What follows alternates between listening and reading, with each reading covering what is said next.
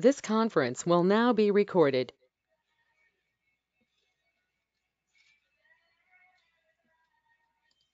Good evening.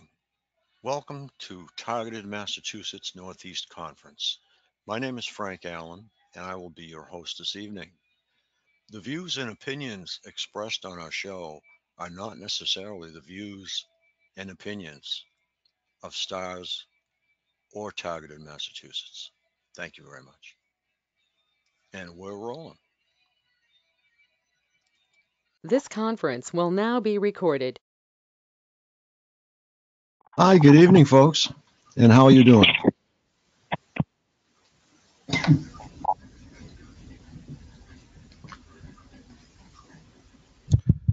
Okay, I've already done all the legal stuff, so we can get right down to business. I'm starting just a little bit early tonight. How's everybody? Is Ann in there?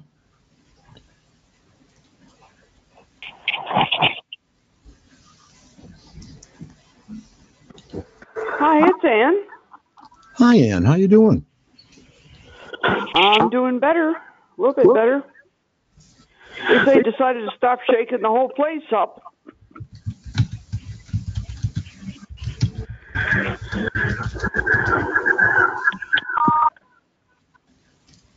Okay, somebody's got a little bit of a loop there.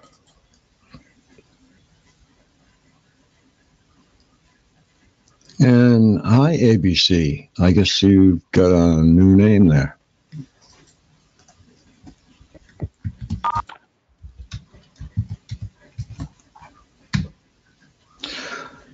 Okay, before we get started, I have found some very interesting documentation. People are continually presenting to me the use of lasers to transmit audible voice. And so I finally decided last week to do some deep research on it.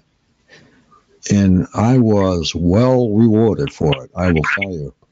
There are more documents that I have to purchase, but at this point in time, I've got some original information on it. And before I get into that, I just wanted to make you aware of a countermeasure that has been put forth by Neil down in Florida. And it's a product called Kapton, capital Kapton, all caps. And it's made by DuPont. NASA uses it. It's been used all through NASA. It was invented, I think, back in the 60s. And it filters out just about all kinds of radiation. Radiation meaning radio frequencies. High frequency, low frequency, just about everything. So I've got the link to it. And you can buy it on eBay very inexpensively. But I've got the Wikipedia definition of it. And I'll get that in there.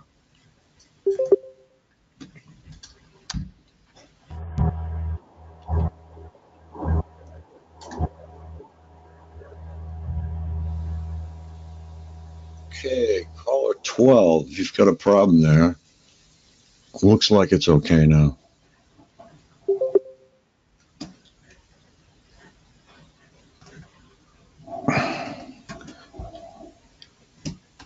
Can you guys hear me? I'm new.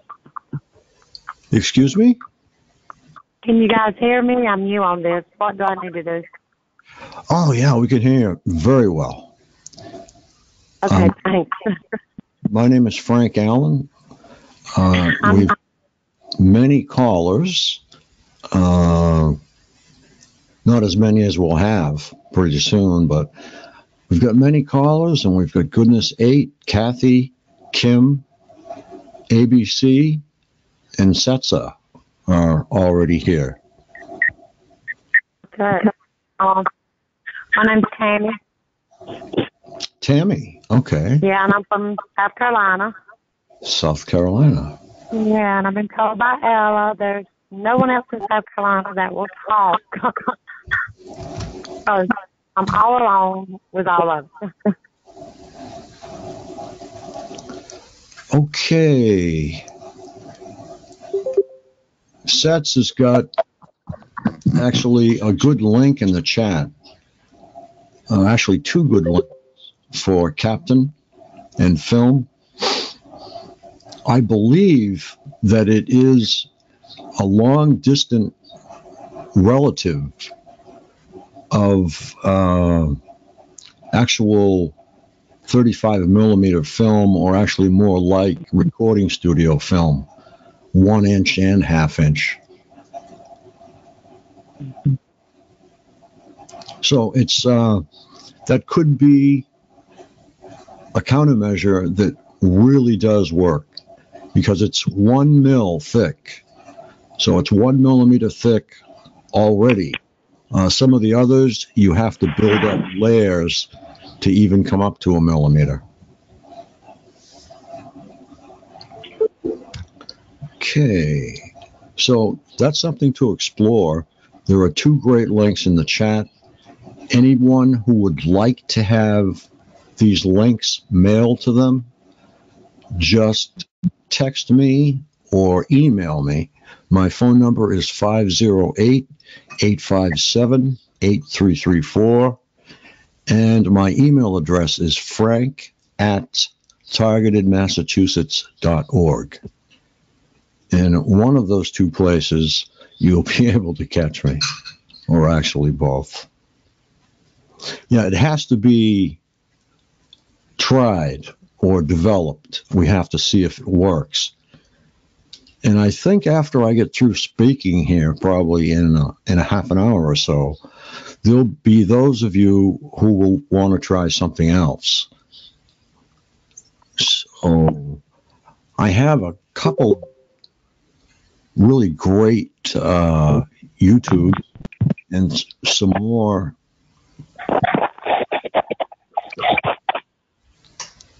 documentation.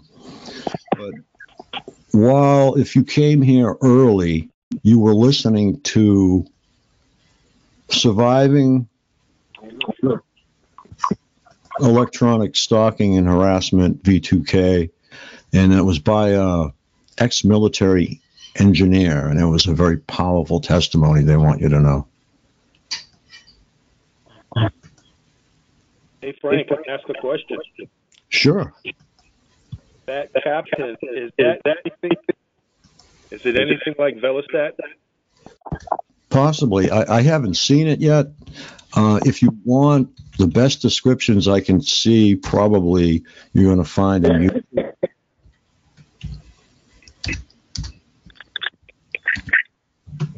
Okay, there's the link in the chat for that. My links are not turning blue. I don't know why, but they're not making it. But at least you can copy and paste them.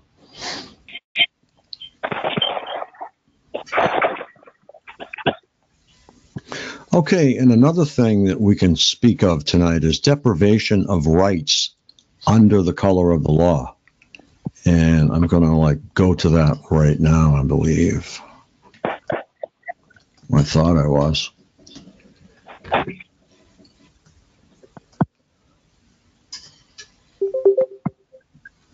Okay, Section 242 of Title 18. You can write these down if you want, or I can send you the link to this actual passage here. But I know I brought my tongue. Okay, but Title 18 makes it a crime for a person acting under color of any law to willfully deprive a person of a right or privilege protected by the Constitution or laws of the United States. For the purpose of Section 242, acts under color of the law include acts not only done by federal, state, or local officials within their lawful authority, but also acts done beyond the bounds of that official's lawful authority. Again, the Constitution. If the acts are done while the official is purporting to or pretending to act in the performance of his or her official duties, persons acting under the color of the law within the meaning of this statute include police officers, prison guards, and other law enforcement officials, as well as judges, care providers in the public health facilities, and others who are acting as public officials. It is not necessary that the crime be motivated by animus toward the race, color, religion, or sex, handicap, familiar status, or national origin of the victim. The offense is punishable by a range of imprisonment up to a life term or the death penalty, depending upon the circumstances of the crime and the resulting injury, if any. So this is a very powerful law. And again, it's Section 242 of Title 18.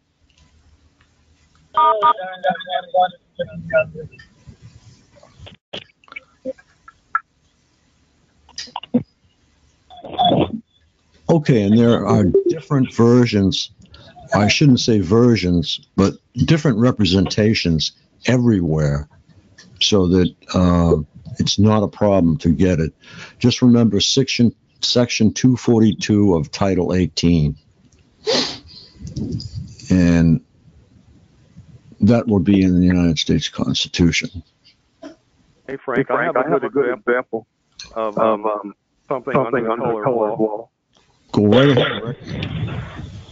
If you get a speeding ticket and you go before a judge, and he will ask you to plead guilty or not guilty, if you choose not to plead at all, then the judge may threaten to enter a plea for you. That's against the Constitution, because he cannot enter a plea for you because, number one, he cannot practice law from the bench. Number two, you did not give the judge power of attorney, so he cannot act for you.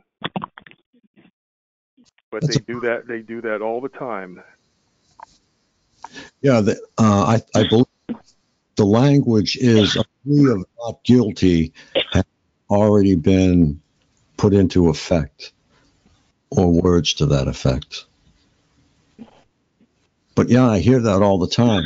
So what is the result, we'll say, if the judge knows the law and you refuse to enter a plea?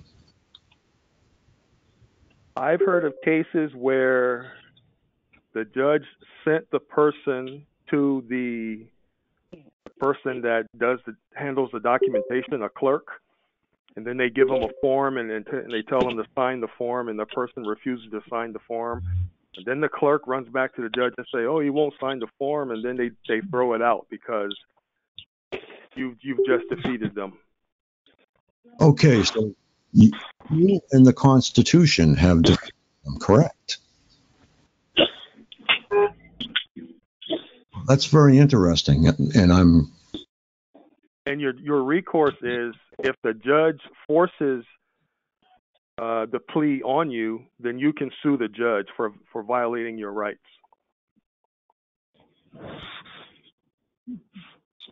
Okay, now here's another one that just came up.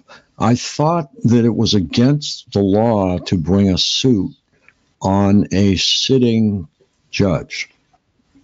No, not if he violates your rights in the Constitution. Okay.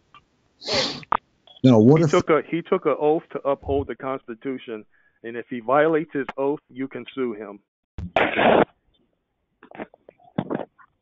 Okay, well that's a very interesting way to handle that.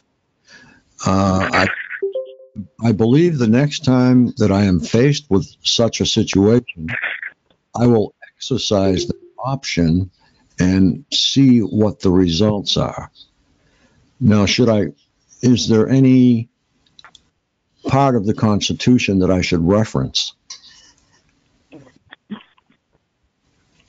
That's going to depend on what state you're in, because a lot of states copy or they follow the Constitution and they put some variables in there. So it's going to depend. And it depends on what kind of court you're in, too. If you're in a federal court, state court, Okay. magistrate, it's going to depend. All right, that's interesting to learn. I'll let you know what happens because I am definitely going to try it, whether I go in there with an attorney or not. And I'm sure that it will be with an attorney. I have another YouTube here, Michio Kaku, on reading minds, reading dreams, and brain imaging. I'm going to put that in the chat for you as well. Hey, Frank, Yes.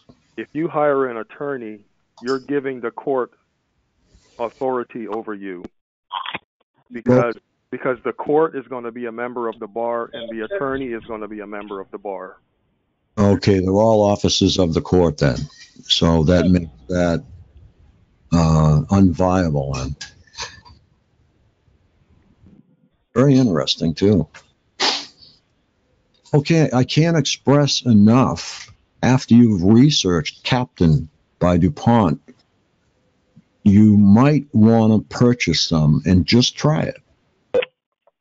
I believe it is available in large sections or very small sections, depending upon the vendor on eBay who is selling it.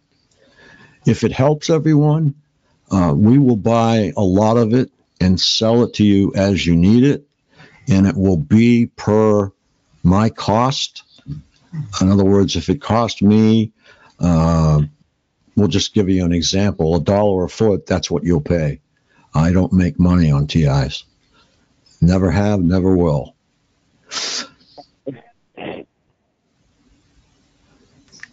Okay, and I wanted to bring up once again, we have two donations that would be appreciated, and one is the Billboard, and the other is Targeted Massachusetts.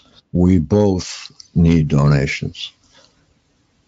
It's getting horribly expensive. Not horribly, it's pleasantly expensive, but it's horrible because it's so high. Because I really enjoy being with you guys and sharing what I have and listening to you people share what you have. So I really enjoy it. Okay. Does anybody have any questions on anything before we get started on this new topic? I have an announcement, Frank, if I may. Sure, go right ahead. Tomorrow night, Tuesday, 10 p.m. Eastern Standard Time, on the Travel Channel, there is going to be a program entitled Mind Control USA. It's going to be presented by Dr. Matthew Aaron. I think it's very important for every TI and everyone they know to watch this program. And it will be reminded several times throughout the evening because newcomers will be coming into the call. Okay. Tomorrow night, Tuesday, the Travel Channel, 10 p.m. Eastern Time. Check your guides to be sure you get it. If you can't watch it, tape it, even with a cassette recorder or your own means. But it does mention in the introduction on the TV screen, I believe, is where you find that. It's going to be about targeted individuals and interviews with targeted individuals. And I think nobody should miss that. Okay, what's the time? Very substantial contribution and it might many ways. So let's see what it has to say. Okay, Maybe can we you give me one more time the channel? I mean, not the channel, the time. the Travel Channel at 10 p.m. Eastern Time. 10 p.m. Eastern. Okay. The Travel Channel. It'll be on your cable networks, and consult your guide to find out the number, and the time may be different in different parts of the country. This is the Eastern Standard Time. Maybe in Central and Pacific, it might be on a different time. I don't know. But this fella who is the commentator or the supervisor of the program, he travels to different places and interviews different people. And I understand there are going to be some targeted individuals who will be interviewed as well. Okay, that's So fantastic, and that's great to hear. this is really something we shouldn't miss, no matter what. All right. Are there any other questions? Again, Dr. Matthew Aaron, PhD in neuroscience, Correct. is presenting a segment called Mind Control on the Travel Channel at 10 p.m. Eastern. How did he end up on the Travel Channel? I don't know how he even hooked up with that, but it's a very dangerous thing that he's doing for his own self, because it exposes a lot of his life. And let's hope his employer doesn't think it's adverse information, or maybe let's hope the employer never hears about it, because some of these employers are looking, sometimes to find reasons to do bad things. So I'm wishing him the best, let me tell you, because he sticks his neck out for us time and time again. Hi, Frank. Yes. Hi. Is there a way somebody can make a audio recording of the show and you play it on your show on your next call for those who don't have the Travel Channel and or TV? I will have to check that out, but I don't think there's a problem at all.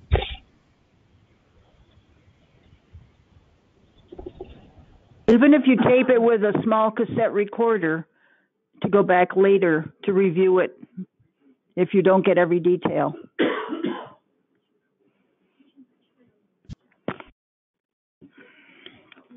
So that was Luda, right? Yes. Okay. Did you get a chance to see the newsletter and see your holistic column for the week? No, I don't have any. My computer is still broke as of last Tuesday. I have no computer access. Nothing's plugged in. Nothing works. I have no. Yeah, it is really nice. I did a little editing on it for you because there were some, I think, probably a paste error here and there. Not your fault, though. It was part of the document, but it looks great. Oh, good. Like I say, I don't know when I'll be back, how, or what, but I'm controlled more than most when it comes to computers and phones. Okay, I know that you're stuck between a rock and a hard place, and it really is tough. It's because it's my window to the world, and they know this. Okay. They want to but I'm not a quitter. I'm not about to let this stop me. It's just going to take me some time to figure out everything. Once again, I have been continually bombarded with emails and texts concerning this optical usage in terms of voice to skull or laser, if you will. And I'm just going to present. I researched it last week to death, and I finally got to the end of the rabbit hole with it. And it's called Optics Letters. And this is a photoacoustic communication. It delivers audible signals via absorption of light by atmospheric H2O. and its creation, responsible institution is the Massachusetts Institute of Technology, Lincoln Laboratory, 244 Wood Street, Lexington, Massachusetts. And the corresponding author, Ryan.Sullenberger at ll.mit.edu. And it's brand new. It was posted Friday and pulled. It was pulled from Activist Post. It was pulled from several other news agencies that we know. But I was fortunate enough to get this piece, and I found another source, and I can purchase some more documents, or some, and next week I will be presenting this again with these accompanying documents present. But I'm going to start reading, and you can decide when I complete the document what you think, and we'll see what you have for answers. Okay, it starts out, we describe a means of communication in which a user with no external receiver hears an audible message directed only at him or her. A laser transmits the message, which is encoded upon a modulated laser beam and sent directly to the receiver's ear via the photoacoustic effect. And I just want to interject here that we have credits that go back all the way back to Alan Frey, which is the audio acoustic effect. So the research has actually overhauled all of Alan Frey's work to complete. Now, they use a 1.9 unimeter helium laser matched to an atmospheric water vapor absorption line. And this is chosen to maximize sound pressure while maintaining eye-safe power densities. Now notice the word eye-safe. We examined the photoacoustic transfer function describing this generation of audible sound and the important operational parameters, such as laser spot size and their impact on a working system. Now, this part is copyright 219 Optical Society of America. There's a link here that I'm not going to access at this particular point in time, but I will make the whole document available. The ability to communicate with a specific, now the word specific, subject at a prescribed location, specific location, who lacks any communication equipment opens up many intriguing possibilities for this device. Communication across noisy rooms, hail and warn applications, and localized communications directed at only the intended recipient, not plural, recipient, are a few possibilities. We demonstrate a method for localized, again, localized acoustic communication with a listener at long standoff distances using a modulated laser transmitted toward the receiver's ear. Now, I just wanted to add that the document that replaced this one on their site, they talk about mice, not men. The optically encoded information is converted into acoustic messages via the photoacoustic effect. The photoacoustic conversion of the optical information into an audible signal occurs via the absorption of light by ambient water vapor in the near area of the receiver's ear, followed by airborne acoustic transmission to the ear.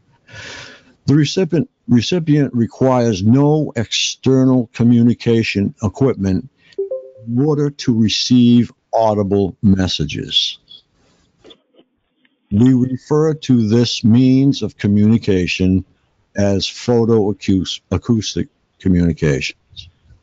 Alexander Graham Bell previously described a photophone, means of using modulated light to create sound.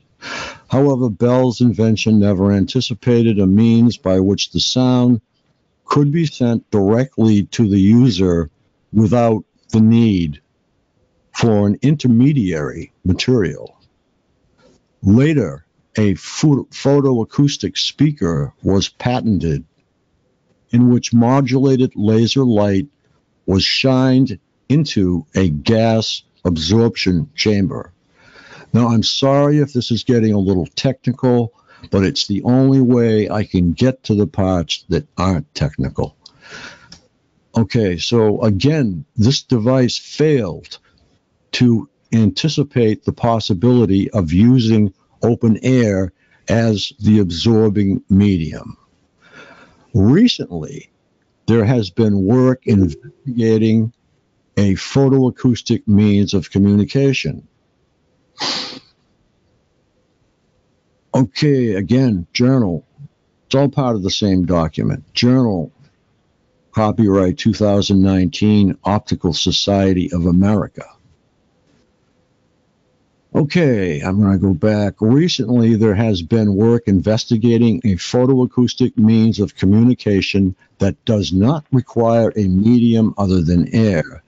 This technique, known as laser-induced plasma effect, LIPE, uses a laser to ionize the air, creating a plasma and ultimately a sound near the end receiver.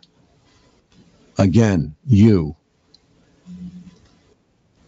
Physical Optics Corporation is currently developing this technique primarily for military use.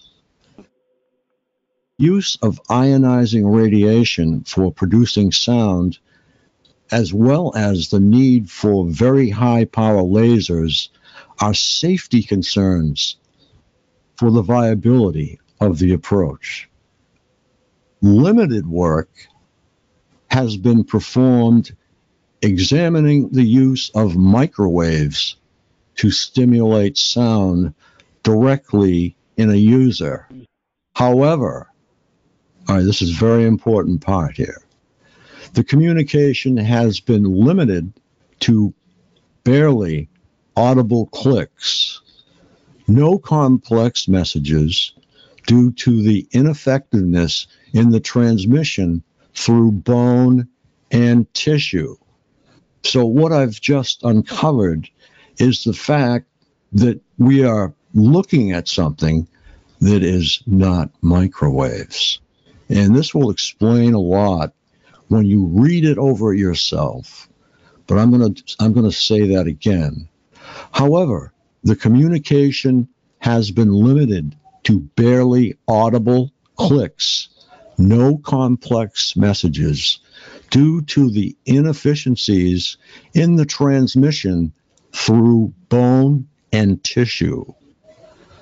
Furthermore, none of the microwave work has the ability to localize, again, localize equals you, localize an individual in the manner a laser-based photoacoustic communications system does. Underwater, I'm thinking submarines now. Underwater photoacoustic communication has also been explored. Now, this is going to raise a few eyebrows here. Phased array acoustic systems. An example, Audio Spotlight by Holiosonics, and non-linear frequency conversion. Example, long-range acoustic devices by LRAD Corporation, have also been used for projecting sound. However, the acoustic spot size produced by linear acoustic arrays is much larger than what is possible with optical conversion due to diffraction. Now, all that is basically the area is so large that other people would hear it, or other people would discern that something was happening. But this is a very tiny spot, like I believe we'll come up on it here in a minute, as millimeter. Okay, we'll get started here again. And again, I wouldn't be bringing this up if it didn't totally catch all of my attention last week. Parametric acoustic forces overcome diffraction by transmitting higher frequency ultrasound and taking advantage of non-linear mixing of two beams at a range. Now, what they're describing here is heterodyning. Now, Mr. Hobbs and Mr. Ralt used such a system in a landmine detection scheme, though in theory it could be used for communication. The range of such a system is limited, however, by the lossiness of high-frequency sound. Such systems have limits in the order of 10 meters, much shorter than the photoacoustic communication system described here. This letter reports on two new approaches of efficiently producing localized continuous wave, or CW, and pulsed sound at less than 0 decibels at distance of less than or more than 2.5 meters using photoacoustics in the air without any kind of booster source. A schematic illustrating the two different photoacoustic communication schemes is shown in Figure 1, and I do have it. In the first method, Figure 1, an acoustic optic modulator, or AOM, provides an amplitude modulation of the 1.9 thulium laser, which produces constant waves, audible signals near the receiver via the absorption of light by ambient water vapor. Okay, ambient water vapor. What do you exhale? What is around and in your eyes? Ambient water vapor. So in the second method, Figure 1B, a fast steering mirror. Okay, and this is actually a mirror that is focusing this laser from its satellite origin. Now, I'm going to put that in there. I don't have that yet, but I'm going to put it in there because that's the only way this can work. So, in the second method, Figure 1, a fast steering mirror is used to sweep the laser beam. Oh, I have to go down.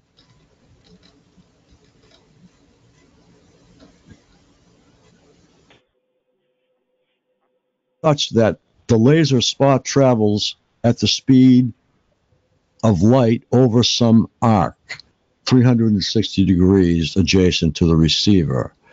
The resulting coherent addition of acoustic waves results in an amplification of the acoustic signal and produces pulsed acoustic emission without the need for a resonant chamber, which is what I effectively said a minute ago, without amplification. This method is similar to dynamic photoacoustic spectroscopy, which has been used successfully for standoff detection of trace explosives.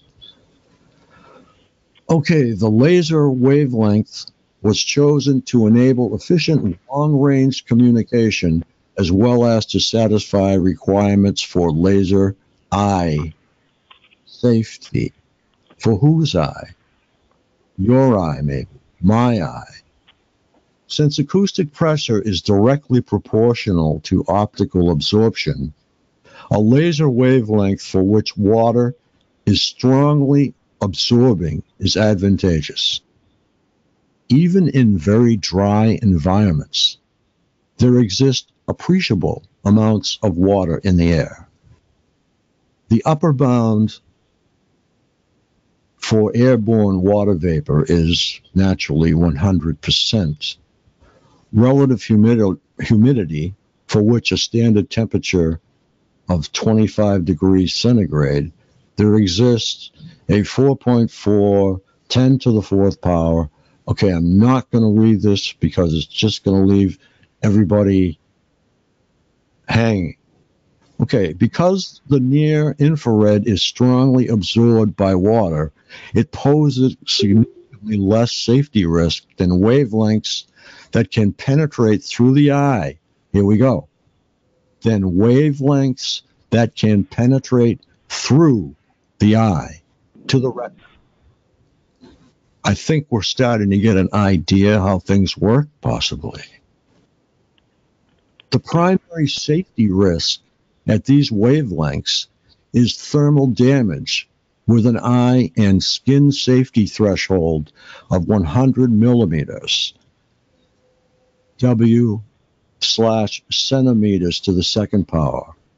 I don't have that formula in front of me. If anybody would like it, to have the information that comprises these formulas that are on this paper, I will make sure that you get them. Many commercial high power, typically fiber optics. Now that says communication that we already are using. Our cable companies are using it. Okay, typically fiber lasers exist in this regime, including 1.4 UM, 1.5 UM, and 1.9 UM varieties. For these three reasons, we find the near infrared a very attractive regime for efficient operation. Atmospheric optical absorption affects the acoustic signal via two opposing roles. It attenuates the optical energy, which means it turns it up or actually down, or in effect changes it. So it attenuates the optical energy as it propagates to the receiver, which is who? You. Lower absorption yields more optical energy near the receiver, but it is also directly proportional to the acoustic signal near the receiver. Higher absorption yields more local acoustic energy. Higher yields more local acoustic energy, more power to attack you. Okay? For a given range, a balance between these two constraints occurs when, I'm not going to give you this formula, A 1 over R, where R is the distance from the transmitter laser to the receiver or the end user, which is who? We choose R by selecting for a particular absorption. A is in turn dictated by choice of laser wavelengths commercially available. A highly attractive laser for a photoacoustic communication system is the 1.9 thulium-based fiber laser we procured from IPG Photonics. Note that the gain bandwidth of thulium is sufficiently wide enough that alternate laser wavelengths can be obtained, useful for alternate operating ranges. Okay, this is a whole line of BS that you guys don't need to hear. Let me see if I can move on to something else.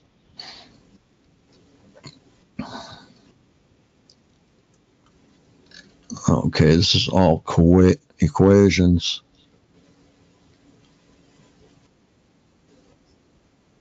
The output spectrum of this laser is overlaid on a water vapor absorption spectrum in figure 1C at 50% and 1.9072 laser wavelength. We operate with an atmospheric optical absorption of A, or 0.04. Okay, this is deep.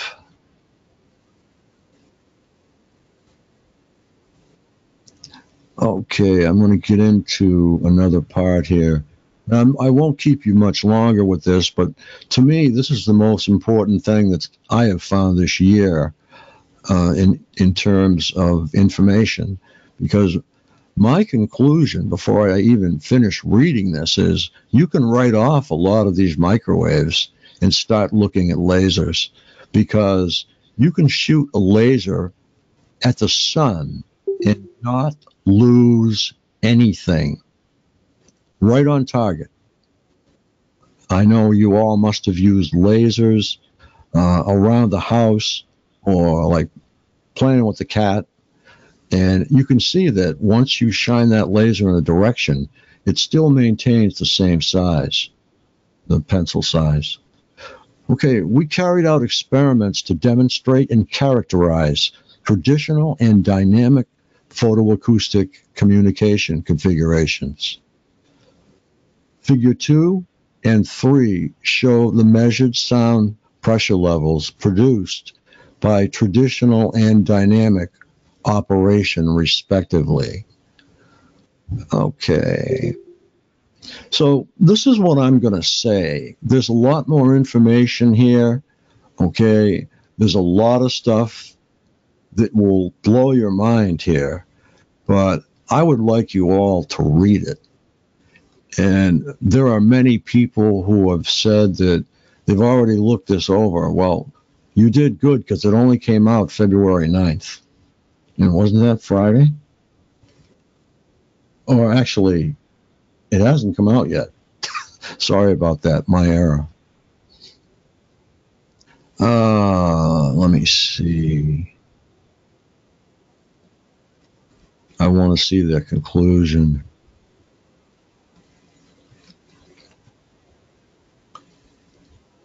Okay, I'm just going to get down to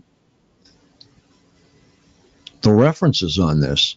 Alexander Graham Bell is one of them. Photophone transmitter.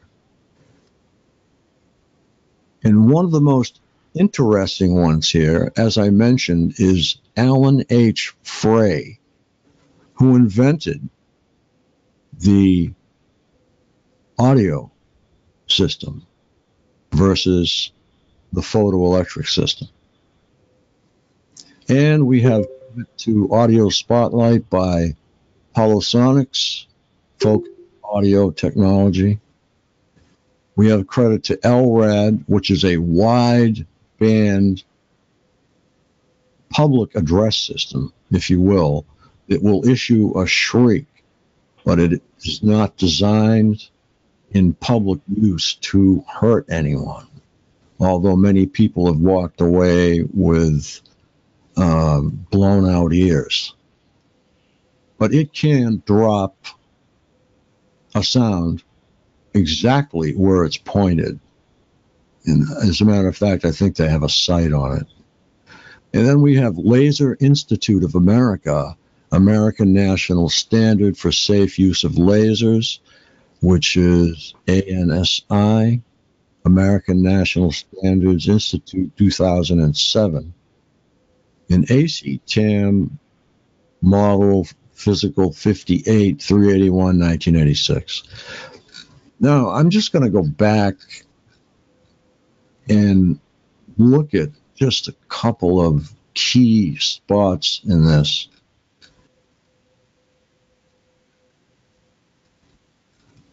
If I can find them. I didn't have time to highlight it. I wanted to get it right to you guys as quick as I could.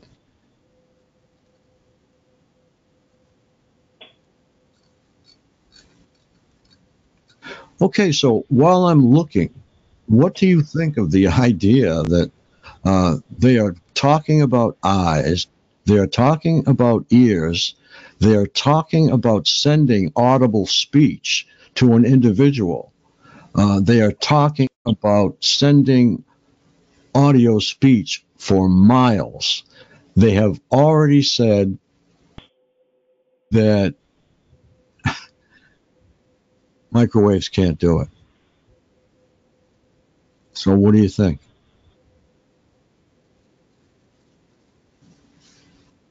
Any comments? How about you, Ash? I found that shit really I found it really interesting. Where did you said the docs have all been pulled from the internet? Yeah, they pulled them. I went right through a source that I knew of to get to optics letters. Do they ever elaborate on what type of data they're transmitting? The spoken word. Yeah, but no, but they don't say more specifically what spoken words. Well, they don't say V2K directly, but neither does anyone else at this stage of the game. Yeah, but didn't part of that say that some of it was inaudible other than some clicks? No, that was microwaves. Okay. And that's the part that I'm looking for right now. That's the one I was wondering what kind of data they're transmitting. Sorry, I didn't mean to jump back on you. Oh, that's fine. If they can transmit the human voice, they can also transmit algorithms, which are essentially music. I'm sure many of you know that. I found that out years ago in my recording studio because this new equipment that we purchased from Korg used algorithms to emulate sounds.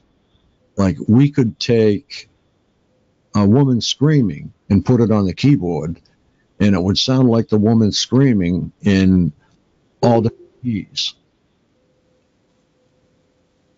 Okay, I think I found that. Like in every note, right? I've heard a keyboard that'll do stuff like that. Yeah. Every note is a woman screaming in a different note, right? Yeah. Okay, that's neat. I didn't know how they did that. Okay.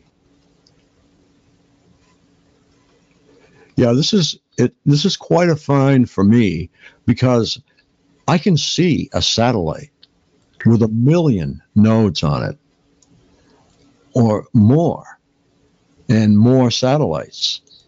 And I can see them shooting these laser beams down at us.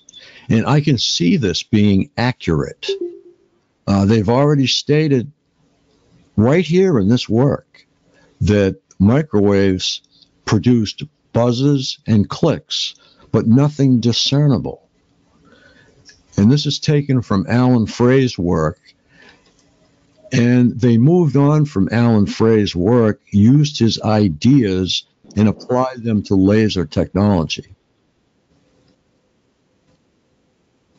So, I'd like everyone to look at this document, read through it, and, you can zip out or delete the formulas and just get to the meat of the thing if you like. And at that point in time, it's a lot easier for you to understand. But it is quite an elaborate document full of treasure. Its intrinsic value to us is, you can't put a price on it. Oh, and I see that you can get documents for free, Ash? We can talk about that privately. Maybe, Okay. I said maybe maybe I can. It's worth a try. I might be able to. So we'll just didn't really want to discuss that though. Okay. All right. I can understand that.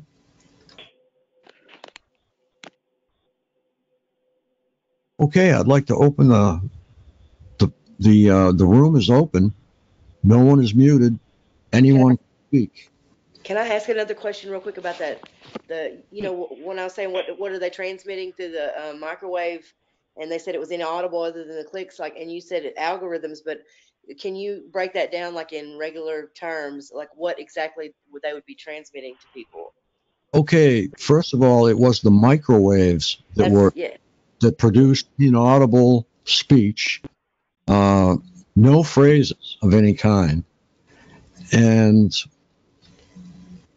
clicks and buzzes. Now, we've heard of people getting clicks and buzzes. Now, that might be this system trying to locate them. I'm not sure about that. But what I am sure of is this is something that we have to look at. Now, I mentioned earlier, to answer your question, they transmit with this system audible voice perfectly, okay? Whatever they're saying, whatever the perps are saying will say. And they transmit algorithms. Now, algorithms are parts of programs or parts of pain. A program, as you know, we've learned, can be pain. So in order for them to start hurting you, they ignite a little program, perhaps, and a little algorithm that is sent to you. So this is quite a door to open. And I can understand why so many people have given me the skinny on this, which is what I will call it. But this isn't the skinny. This is soup to nuts, I think, what I have here, with the diagrams.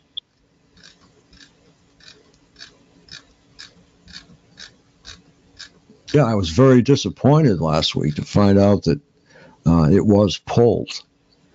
But fortunately, I got in the right place at the right time, I guess. And it can be found at this, I believe, this address. Let me find out if this works.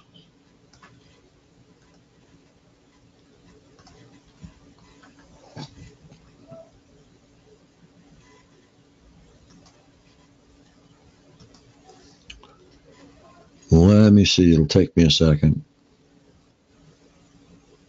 This is terrible. I haven't had a chance to have a sip of coffee.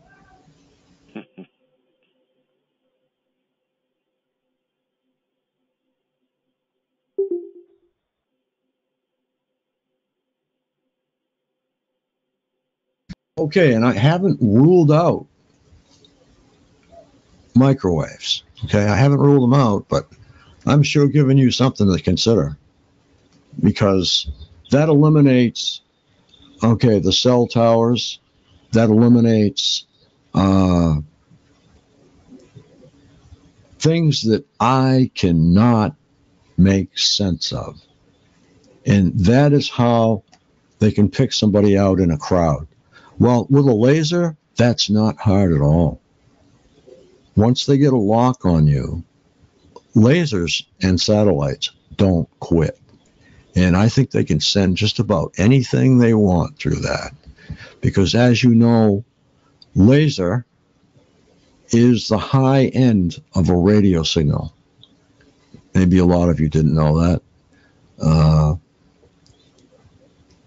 But it is. It is the high end of a radio signal. Therefore, it's not too out of the way to consider them attaching just about anything they want. So that's my presentation for this evening. Any questions are welcome. This link takes me to almost to where we have to go. It takes me to what they started, I think. No, it doesn't. Okay, let me click on full article. Nope, this one doesn't either. Well, it sort of does. I've got this version. So I'll give you this link. If your browser tries to throw it out, just say continue.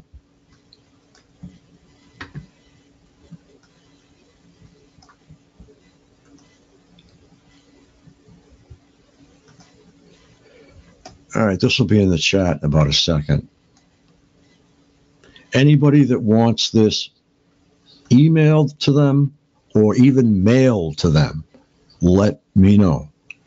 Just call me at 508 or text 857-8334 or email me at frank@targetedmassachusetts.org and I'll help get this to you. And I think it's an important document. And like I say, I think it's probably my most important find in 18 and what we've gone through in 19 so far. But there's the link.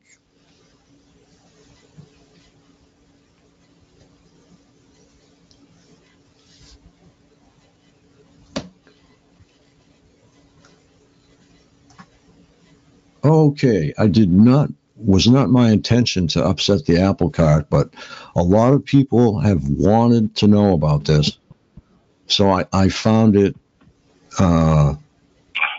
compelling to find it for you. And Hey, Frank. Yeah. This is AJ. How are you? Hey, how you doing? I'm doing all right.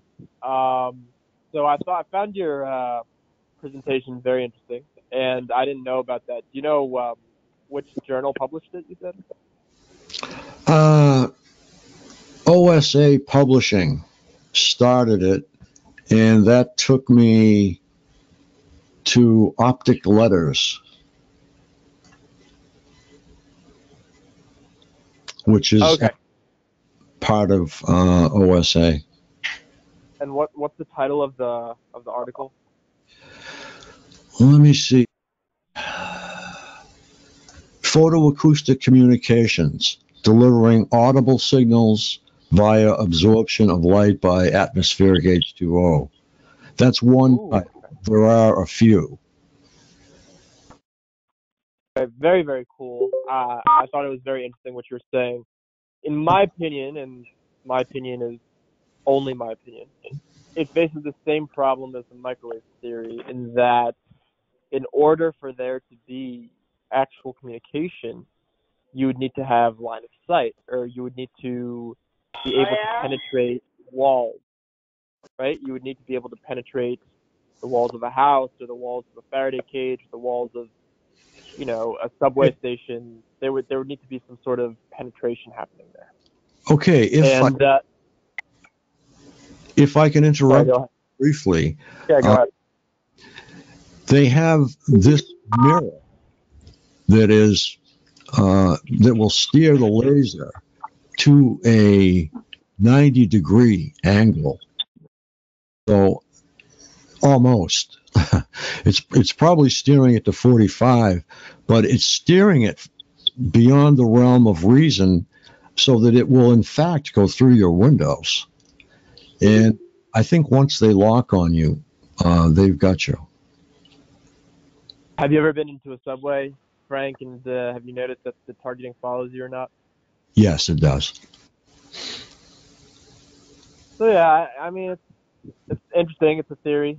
Maybe they figured out some way to make it work. But I think it's the same issue that I had with the microwave theory, is the line of sight. The higher frequencies need they dissipate more quickly, and maybe if you have enough power, it's perhaps possible. Um, it's interesting. It's definitely interesting. I haven't read it, so I'll have to read it, and I'll let you know what I think. But very cool. Good find.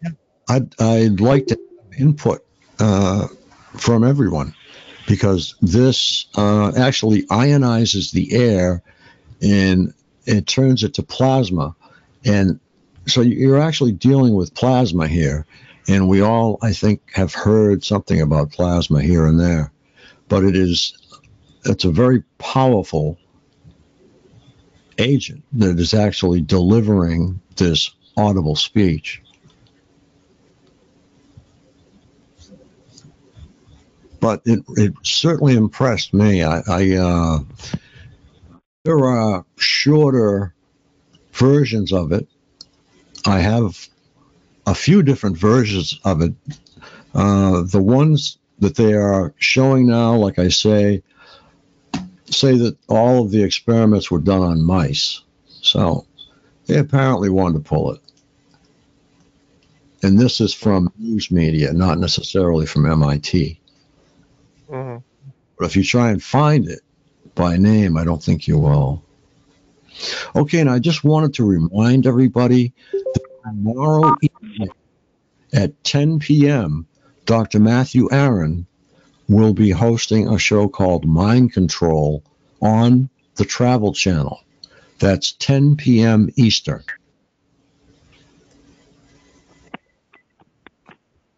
So that would be like 7 o'clock California time, and just,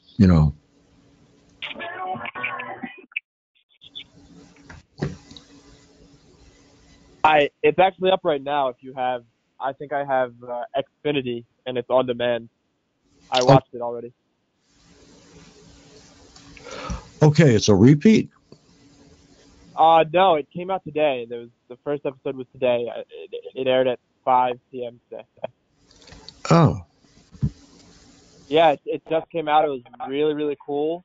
It's probably the best documentary I've seen on TIs yet. And I think everybody will be pretty happy about, getting this sort of coverage.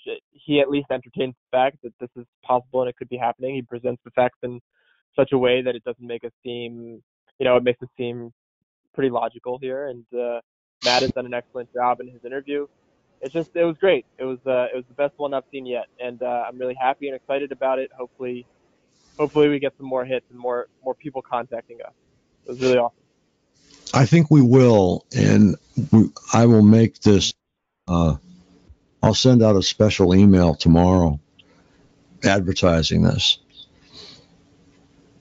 Yeah, if you have on demand, if you have Xfinity or maybe what's the other one, Verizon, I know they keep some programs on demand. This is on demand for Xfinity. You can just search Travel Channel on your remote, or I'm not sure how to do it. You have to go to the on-demand stuff. But yeah, it's great. I wish if anybody else has seen it, we can talk about it. But I guess we'll have to wait until tomorrow to discuss. But obviously, highly recommend.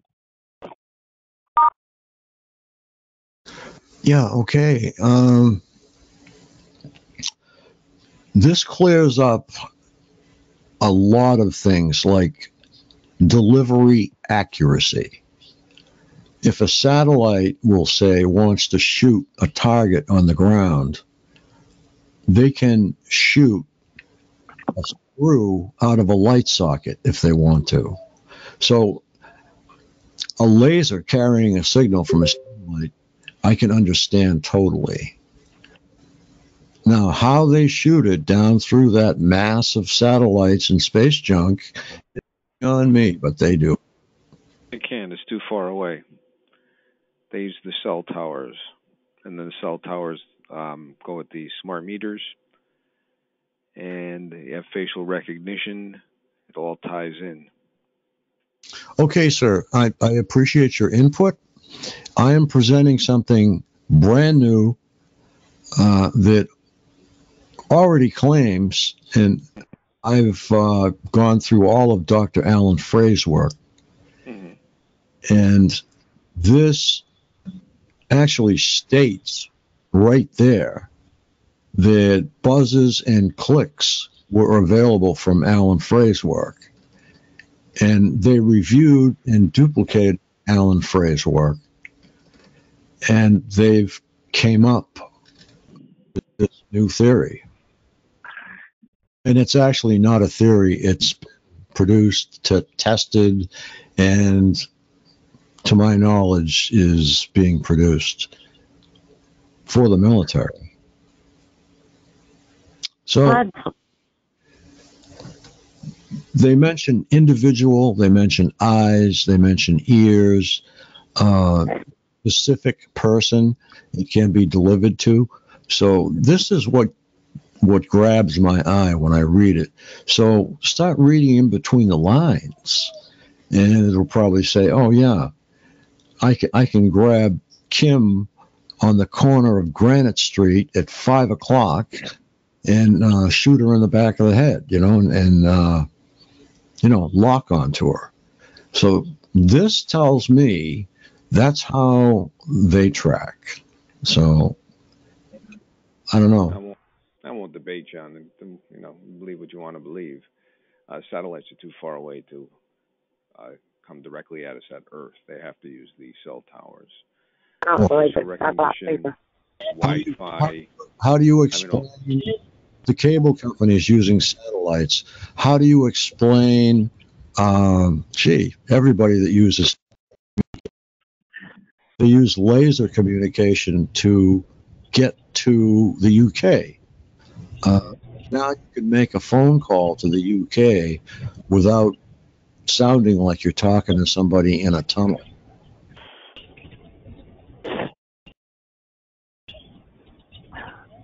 Frank, can you hear me? Hi, Tammy. Hi, I'm new to all this, and I don't know what any of it means. I don't know what some words are. I've never in my life even heard of anything like this. I'm actually going through the air. My air stays heated. I've actually had nerve damage in it already. I'm going through pain now, getting shocked somehow. I do know that and I don't know what it is, but they're under my home going through the water system somehow to make sure that it stays wet. And they got this white powdery stuff that's in my yard, under my house.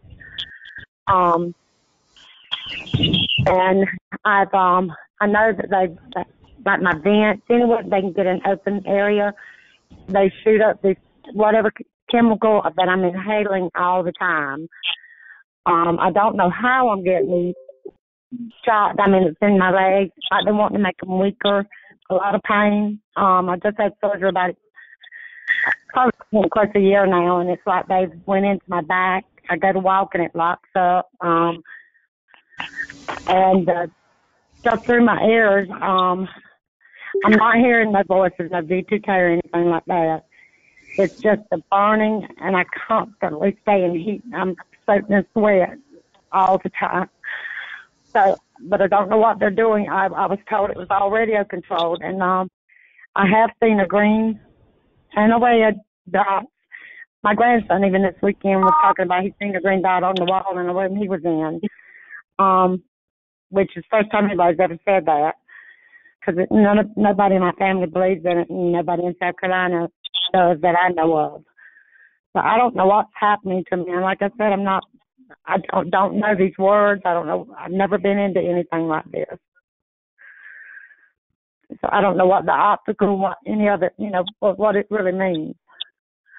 Okay, there is an accompanying video, I believe, that explains a lot of this. Chlorella is absolutely one of my favorite. But at this point in time, I just wanted to know if you can give a little bit about. I probably won't be able to find it. Okay. You could send me some information I could look up and try to figure out what's going on, because I don't know how to protect myself.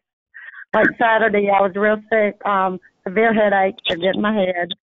I even threw up, started throwing up. I know that's what it was from. So, I mean, I don't know what to do because, like I said, there's nobody, and I have to hide to do a lot of stuff. Because I have been committed, and my family would commit me. That's why I'm so glad that this travel channel is going to have this on it, because it's real, and maybe they'll see that it's real. Okay, I've found the video. It's not very long. Would you all like to listen to it? And those of you with computers, you'll be able to see it. I just need. Okay. Anybody else?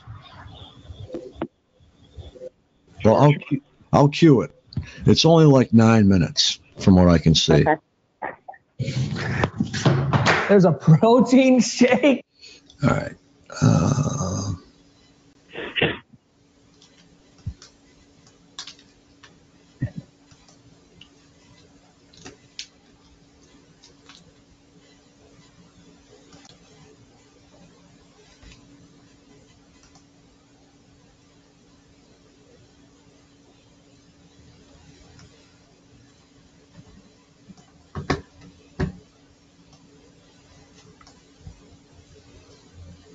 Okay, we're all set. That kills cravings and slashes blood. We're living in a time period where it's not even a joke anymore to say, when did we step into the Twilight Zone? The Twilight Zone has become reality. Science fiction has become science fact. And people are asking questions now. I saw this the other day. I think it's a good introduction to what I'm about to talk about. Somebody just posted this. Okay, so paranoid schizophrenia about the government always watching you used to be a mental illness. Now it's just a realistic understanding of how the world works, right? I mean, that's a question that is being seriously asked about our society in 2019. And I had just retweeted that out yesterday thinking, wow, that's a milestone. And today I saw this. They're fully admitting now that they have technology which can transmit audio directly into your ears from a distance without anyone else around you knowing that it's happening to you. So they can put voices in your head, and they're admitting it now. This is technology that's been around on record since at least the 70s, and they've always kind of denied that it's true, and they've made people who claim they're targeted by such technologies like crazy lunatics who have schizophrenia or mental problems or something like that. But now in 2019, well, this is going to be commercially viable tech that they're going to try and find a reason why we need to have such a thing and say that it's all good. And this is in futurism.com, but it's based on a press release that came out of Massachusetts Institute of Technology. They used a laser to transmit audio directly into someone's ears.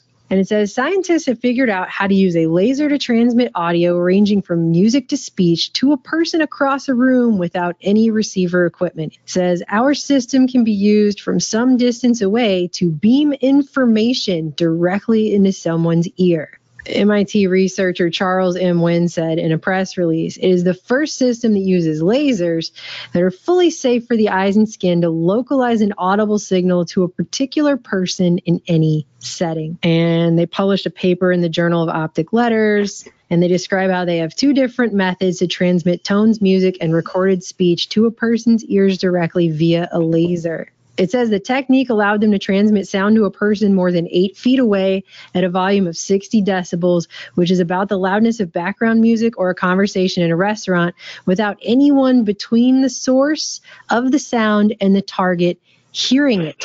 So if this was going on and you were sitting in a room, someone 8 feet away is beaming words into your mind, you're hearing voices. If you don't know that's happening to you, you're just going to suddenly think you've got schizophrenia and you've gone insane because you're going to just suddenly be hearing voices and nobody else around you is going to hear it And so no one else is going to know what's going on, and you'll just look like an insane person. And I just want to point this out because, like I said before, they act like they haven't had this for a really long time. But it quietly came out back in the 70s that they were using pulsed microwaves to do this to people in military laboratories.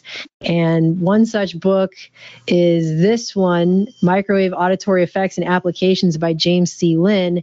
This came out in 78, but it's talking about a paper from 75. I mean, these are not things that were widely released to the public. Oh, hey, by the way, military's figured out how to do this. They just quietly put it in the middle of a very dense science book that probably hardly anybody was even reading or had a copy of at the time. But it talks about how direct communication of speech via appropriate modulation of microwave energy has been demonstrated by Sharp and Grove. They tape recorded each of the single syllable words for digits between 1 and 10. So they counted between 1 and 10 and taped themselves saying it. And then the speech wave forms of each word were converted to digital signals in a fashion, and they radiated themselves with this speech modulated microwave energy, and they were able to hear and identify and distinguish the words just simply by being radiated with the microwave energy. But it goes on to say that communication of more complex words and full sentences wasn't attempted because at that time, the power density that would be required to transmit those messages would have exceeded the safety guide for radiation exposure. Of course, I've already done videos on how that is a joke in this country anyway, but not the point. They claimed they didn't go further with it because they didn't want to mess with the safety limit. You can choose to believe that if you want to, but obviously research on this did not stop because then by 1989, you had a patent get awarded with a seemingly benign, boring title that no one would really pay attention to, hearing device. The patent, if you read the abstract, says it's a method and apparatus for simulation of hearing in mammals by introduction of a plurality of microwaves into the region of the auditory cortex. By this method, sounds are perceived by the mammal, which are representative of the original sound received by the microphone, which is a really arduous way of just straight up saying they were able to talk into a microphone and beam it into the heads of quote unquote mammals. And obviously they're talking about a person because this is the head of, obviously looks like the head of a human being down here in the drawing being beamed with microwave radiation. Doesn't look like just any mammal. It's a person. So they're just being really vague and ridiculous in their language. But basically, this is what came to be known as voice to skull technology. And now we live in a world where they're just openly admitting they have this now. And they're going to use lasers now to do this. So this is totally full-on military technology, and they're going to try and push it into the public domain and make it justifiable that we would have what could essentially be used as a torture device to make people think they're going insane by hearing voices in their head from a distance where no one around them can even pick up on it. I mean, it sounds like a science fiction nightmare come true.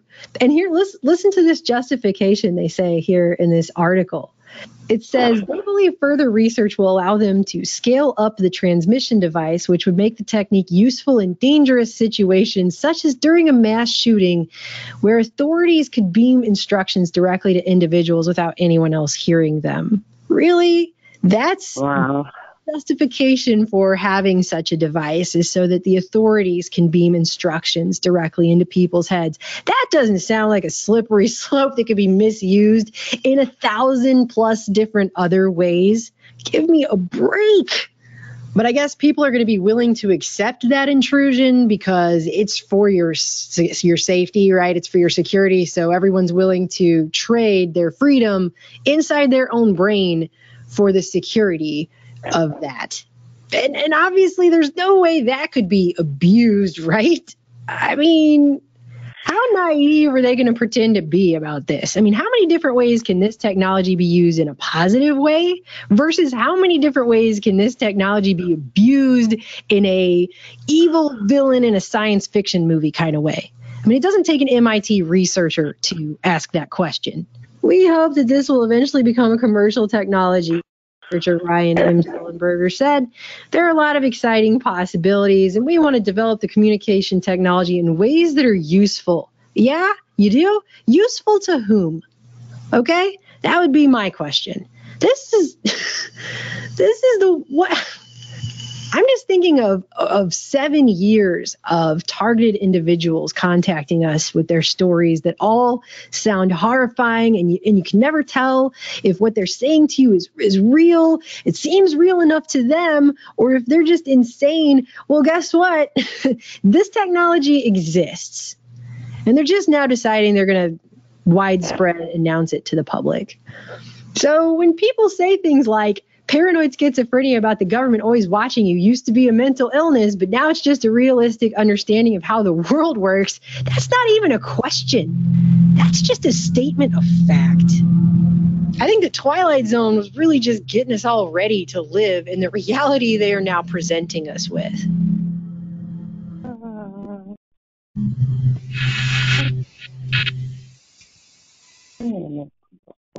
Okay, so that's that kind of tells it like it is. Every morning, I take 1 scoop of Organifi green juice, mix it up in a glass of water, and congratulations.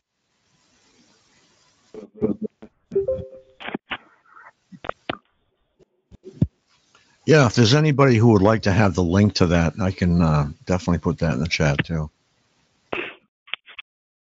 So I'd like you to pass. You going out this way? Yeah, I'd like it if you could pass these documents on to everyone, pass the video on. And I just put in the chat, the safe legal limit on the Gauss scale is actually 0.05 milligauss. Now, that's the safe limit.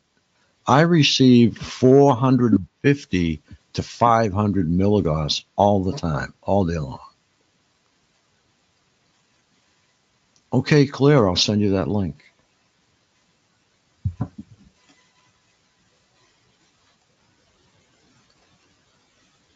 How does that saying go? Okay.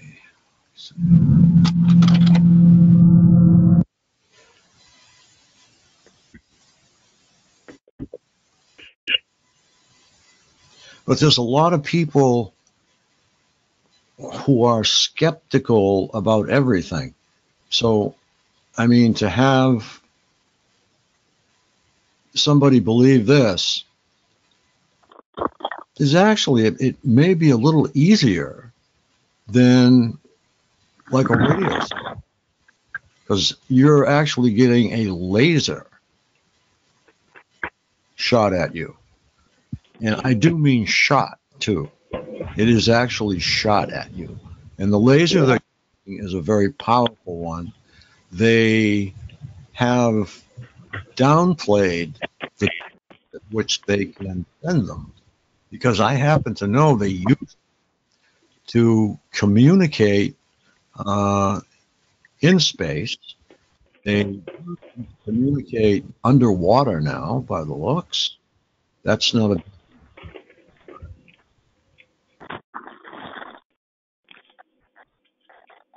links in the chat for that video for anyone who would like to watch it.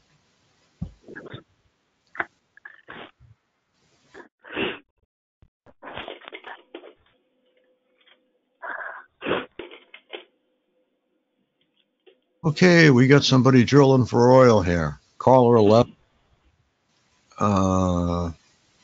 It's on. No. No, not yet. She's probably doing something and doesn't realize that her mic is open. I know I've done it. Now, is Lewis here tonight?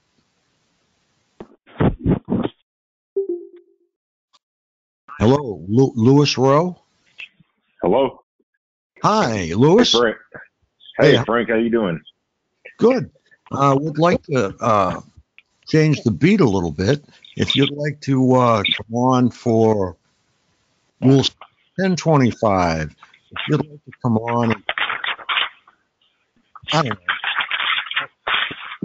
know. Yeah, that's yeah, thanks. I appreciate you inviting me on like that, Frank. I really do. I think Earl's here too. He should be. I was wondering if you're Earl. Yeah. Or I'm Yeah. I'm here. Yeah. We're putting together a rally for Sacramento, California, and if there's people that are on this call that like to participate in that, it's going to be in April on the 26th and the 27th. We want to try and get California built up for activism and meet at the rally at the Capitol on, for support of TIs and TIs around the world, and for also to support and promote the Organized Torture Act that Tomo in California has produced for TIs. It's a very big bill, and she's been working on it for a long time. And it's to be able to campaign for that and get the word out about it and try to get it on the news and get the media out there for the TIs.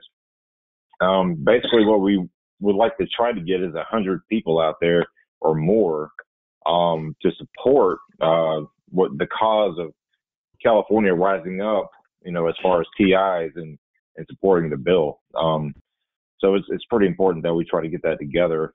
I know back on TI Day we had San Diego and a couple of other cities in California that grouped up together, but we would like to see TIs grouped up together in California at the Capitol all together at one time. But we have a website that we would like to put out on the call right now, and you can get on, you can sign up, you can read the description on the site.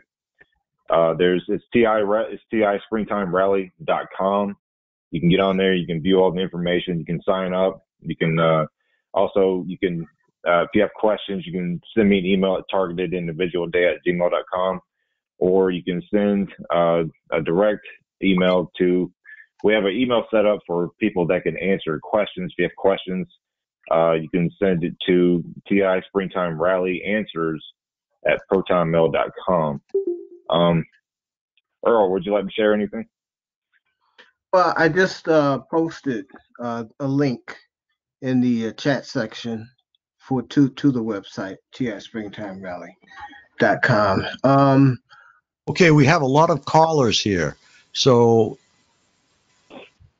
what we can do is you can give your email address if they would like to have the link. Either that, or I will send it out in quantity to everyone. Maybe we can do both. Okay. Yeah, I can give you my email address now. I'll also post it in the chat room. Go ahead. It's Beats Epitome. It's BEATZ Epitome EPITOME @gmail.com. And on the website, we also have a contact us page as well. So for those who may miss out on the opportunity of contacting us directly through our email addresses, they can also use the contact us page. Yeah, there's a contact page set up that you can get on, and you should be able to it's a contact button right at the top of the page. You sign into the page, and you'll see it right there when you sign in, and you can add your email, you can type in a message, it'll send it straight to us. That way we can pick it up, and we'll get back to you. But this event, we really want to try and get people together. I know, we would like to also try to make it another global event like we did before, and get people in different countries and different, cities inside the U.S. and states. So, basically anybody that can participate, that participated before.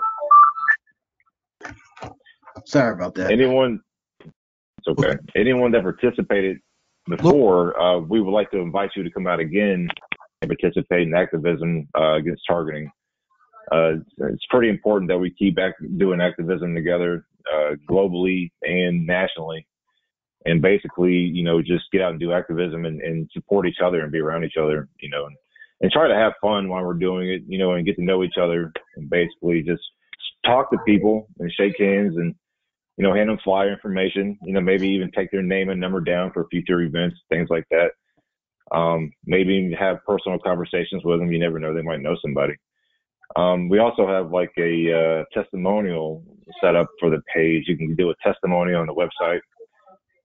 So we would appreciate if you did that. And we also have a T-Day Global Forum that we would like for people to participate on by getting on that. That way they can relay information.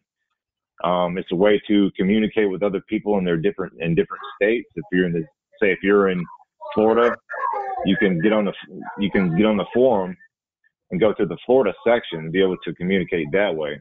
That way you can build up a group in that section and be able to talk and demonstrate and talk about activism. And basically, it's all the states are listed on the website. So I mean, everybody can get on the forum and be able to do that. It's just another way for us to group up together and find out where everyone is, and join together whenever possible. There's an opportunity for us to do activism. But we also encourage people doing their own activism. I know that there's a support group. I believe it's the Seattle support group. They're doing some activism on the 24th of February, which is really cool. I think that's pretty awesome that they're going out and doing that. And I think I would like to encourage a lot of other people doing the same thing, because it's important that we keep getting the word out more and more and more against what's happening. There's also, we have the activism page. That's basically set up for people to view and get on and basically just review over the information and talk about, have you ever been an activist before? Have you ever participated as an activist before? Do you have any experience in it? And if you do, there's opportunities in there for that. But there's also the main national register page that you can get on, and you can just sign up and register right there. You don't necessarily have to be in Sacramento, California. But the reason why Sacramento, California has its own sign up page is because, like Chicago was the main event for the TI Day, August 29th, we want Sacramento, California to be the main event for the TI Springtime Rally of April 26th and 27th. Now, we already have everything reserved. We have, at the Capitol, we have sections 22 and 27, which is right across from each other. So they're already reserved. We got permits for them. We have people that are in Sacramento that are willing to transport people to hotels.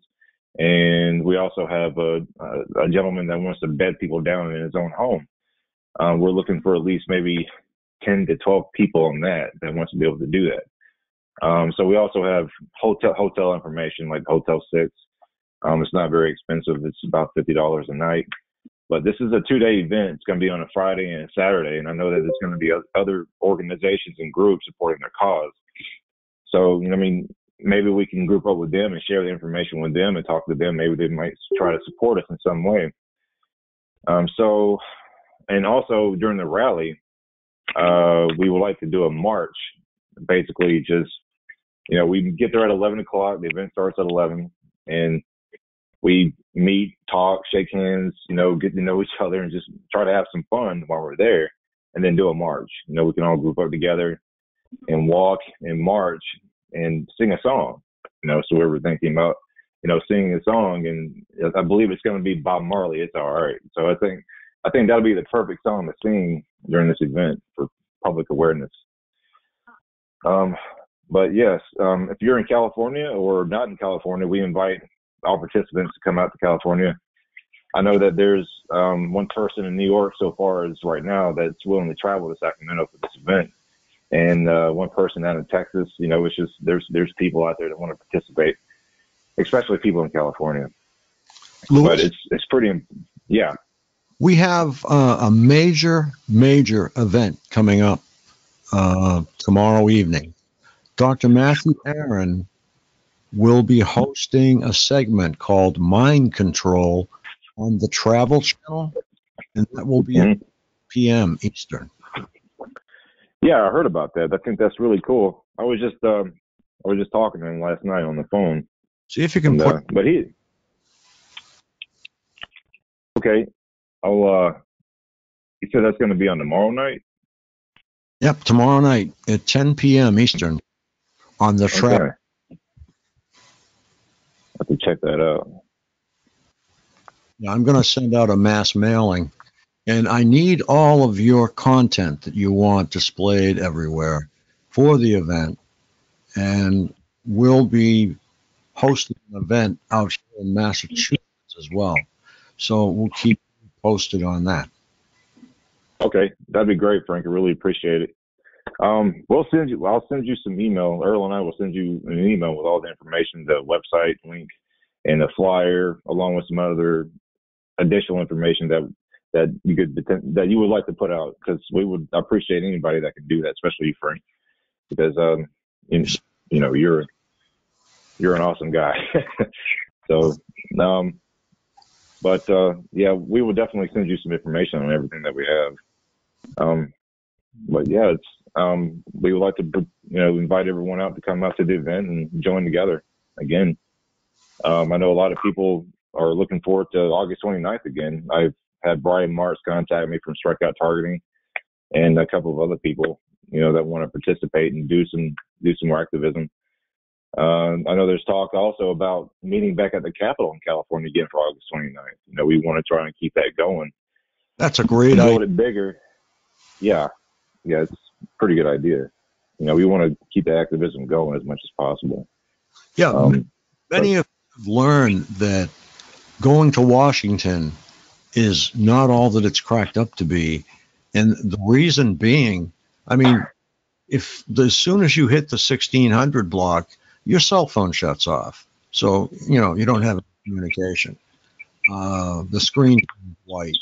So you can do more for the movement if you go to your own state capital, like Lewis is suggesting, because you're going to feel more comfortable when somebody IDs you. Oh, well, you're from Massachusetts, So it's not going to be that big of a travel deal either. You're in your own state. Go ahead, Lewis. Sorry. Yeah. Like Frank is saying, if you're in your own state, you can always meet with TIs and go to your capital. That's always one of the biggest recommendations, is meeting at your capital and letting them know that you're there. And besides, you just being there with your group, like we did in Lansing, we gathered up in Lansing at the Capitol, and basically we did our activism there, and I believe we handed out probably, just the six of us, we handed out probably over 500 flyers that day, so it was pretty good, a lot of good activism, but a lot of receptive people out there too, because they seem to be more receptive towards what we're talking about than anything else, because I'm not really sure how, but apparently some people do know about targeting. Where are you at in North Carolina? Are you talking to me? I'm in Michigan. I'm actually in mid-Michigan right now. You said you were going to Raleigh. Yeah, there's a rally that's the Sacramento Capitol in California. There's a rally set up there for people to go join it. I misheard you. I thought you said Raleigh, the state capital, North Carolina. My bad. Oh no, no, I didn't say that. No, what I was saying, there's a rally, I didn't know that was the North Carolina capital, the name of it. Is that the name of it over there? I don't know, but Lewis, hi, it's Laura, Colorado. Hey Laura, how you doing? I'm doing. So I read this. Am I misunderstanding this? If she passes this law that she's trying to pass, is that correct? Yeah, that's right. Okay, then we can contest, certain 15-minute diagnosis. A 15-minute diagnosis? Can we contest that? From what I understood, from when I read it, is that we would be able to contest it. What is the law about exactly? Do you know? Well, it boils down into organized stalking and the electromagnetic weapons, to police brutality and things like that. But it's basically set up to where law enforcement can't deny a person having complaints about being attacked with energy weapons or V2K or something like that of that nature. All So right. yeah, All right. Yeah. the bill, yeah. So it does talk about those things. But yeah, pretty much everything about the targeting is in that bill, So, but Yeah, we she's done definitely some want. great stuff down there. She's done some great stuff. I've been reading about what Yeah. she's been doing, and that's awesome. We need to support her. Yeah, that's exactly true. Because I mean, she spent some time on putting that bill together. I think anywhere from 3 to 4 years putting it together. So that's quite a bit of time. But I mean, we would like for people in California to be able to go out and support that, for future events, because once we can do this, we can do the TI rally in Sacramento, and then build up a bigger activist group that people where they can actually go out and spread the information about the targeting and spread the information about the Organized Torture Act, and try to get that bill passed, because public support is everything when you're trying to get a bill passed. Because when you're campaigning, for something like that, you have to have public acknowledgement. They have to recognize what's going on, and so do a lot of the state representatives that you're trying to relay the message to and get them to pass it or endorse it and support it. So that's everything. Public support is everything when it comes to activism and trying to get public awareness, because they have to know what's going on. So that's one of the most important things about California. That's one of the most important things about California right now, is getting that bill acknowledged, and hopefully soon, it can be endorsed and supported onto the floor and get it passed. We just have to get at that momentum with the people in California to be able to, spread the information about it. So that's one of the, it's pretty important that we do that. Yeah. It's a big deal. I think like my personal experience with California, I think like 8 out of 10 people there are actors that never come out of character, ever. They're just constantly in character. That's true. It's like going into the war zone, Alex. I'm suited up. Yeah. Well, I know that California's pretty bad, and there's a lot of TIs out there. I know that, and it'd be good for them to the group back together again. Maybe even if they have to do it in different cities, but preferably all together in once at the Capitol, because it's pretty important. There's a lot of TIs out there that are being targeted, and they suffer from this. So I mean, we need some sort of public acknowledgement out there for them, and plus it enhances the chances of someone's bill get Organized Torture Act to get noticed. Yeah. I meant like not the TIs, like the people that you see on the street, just like in normal everyday life, like the perps, so to speak. It's just a bunch of low-level background actors. And I mean that, like literally, like every one of them, like they're all people that just never come out of character. They're just weird, just weirdos. And the TIs, I guess, are the ones that suffer the most, because I guess they're not like on that frequency or whatever the hell's going on out there. But like, I wouldn't go out there,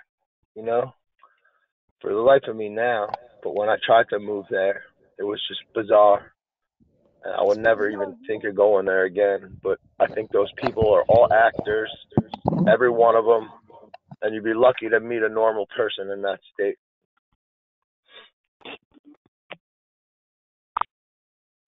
That's pretty serious.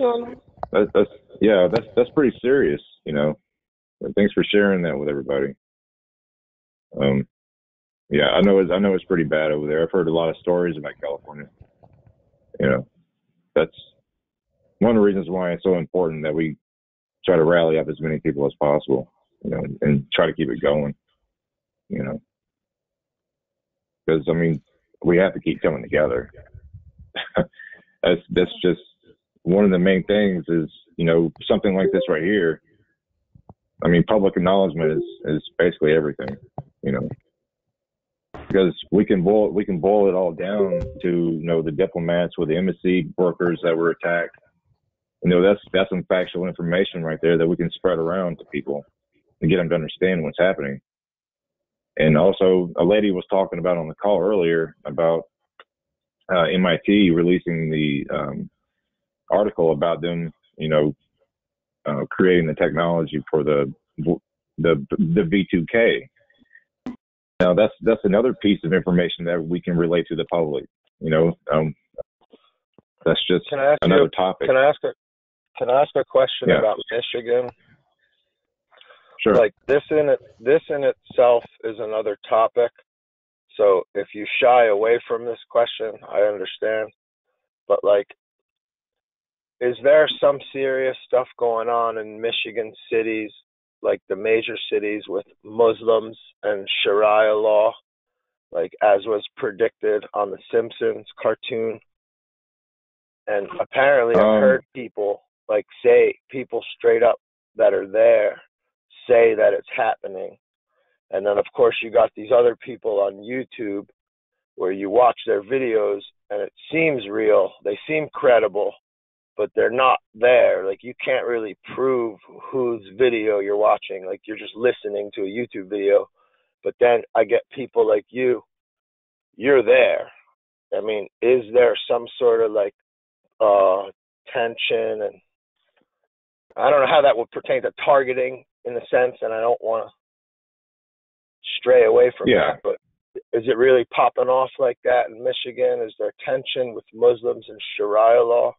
Because we all know who runs the Simpsons, and when they make those predictions, it's like they're mocking the public. But what's your opinion on that, the Muslim thing in Michigan? Honestly, when it comes to Michigan, I haven't really, you don't really hear a whole lot of talk about the Sahara law or anything like that. I haven't really heard anything about it, you know, as far as that goes. Because weren't they supposedly accepting like refugees, and like wasn't there like this giant influx of people migrating there like from foreign countries, and they were like, I don't know, supposedly like committing crimes, assaulting women, and whatever. It's just funny. It's funny. Like someone like you will come on here, like you're answering my question, and you're saying, "Oh, hey, I'm here, and I don't know anything about it." But you see other videos on YouTube that seem credible. But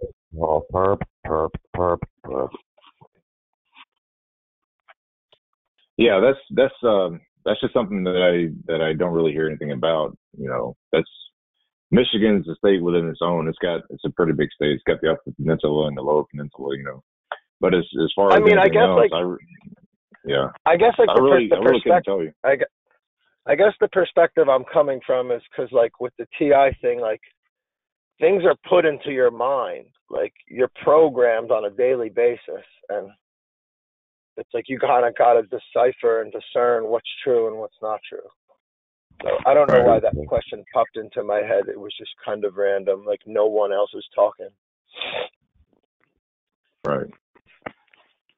Well, I mean, you know, you understand what I'm saying? Like when I talk about like the psychology, like your every day-to-day reality is programmed into your mind, and as you live each day of your life, it's like you're TI'd, but at the same time, like everyone's TI'd, and you're kind of like hyper aware of it, hyper vigilant to it. So you're perceptive to different things like that are presented in your mind. Whether or not you believe it is kind of like on you. Yeah. Yeah, exactly. And programming goes into a lot of different areas of, you know, visualization to, you know, auditory, and just depends, you know, what you're being programmed to, you know. But it's very easy to do, and it's easy to program somebody to something that they will, you know, eventually start to rely on and focus more on, or you know, or different things or different areas of their own expertise. You know, it's just programming is programming. Like TV set up the program. You know, internet set up the program. Facebook's programming. Your cell phone's a programmer. Everything that you do in your life and reality programs you. You know, it's just how you accept the information, whether or not you want to be able to indulge in that information or not. It's totally up to you. But sometimes you're being programmed without even knowing about it. You know, just a basic life and reality. It's just another part of targeting people within society and then not even know about it. That's how generations change over time, is programming, you know. So when generations change over time, things change, and, you know, like clothes change, people change, music changes. It's all programming. So, you know, it's like, you know, pop culture affects everyone's life in some way. Like music and pop culture change when they want it to change. Like how it shifted from being a hippie to being into disco. All the drugs changed with it. You know, like the narrative's being controlled. It's obvious. Yeah. Pretty much that's how it is, yeah. The narrative changes over time. And that's why they need you isolated, because the more that people are alone, the easier it is to write the script in real time. Like the scripts are kind of written as time goes by. Yeah.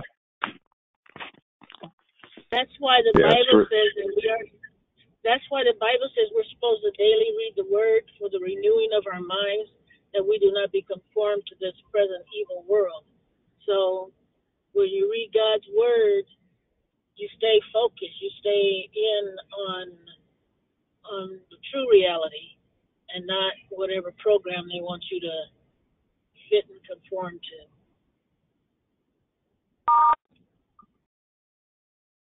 Yeah. So that's like no conformity.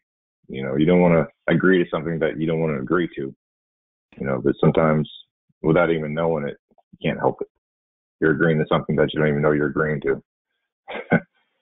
So, but you know, in a reality basis, you know, in the scheme of things, it's like, you know, like the Mandela effect. You know, you may see change, you may not see change.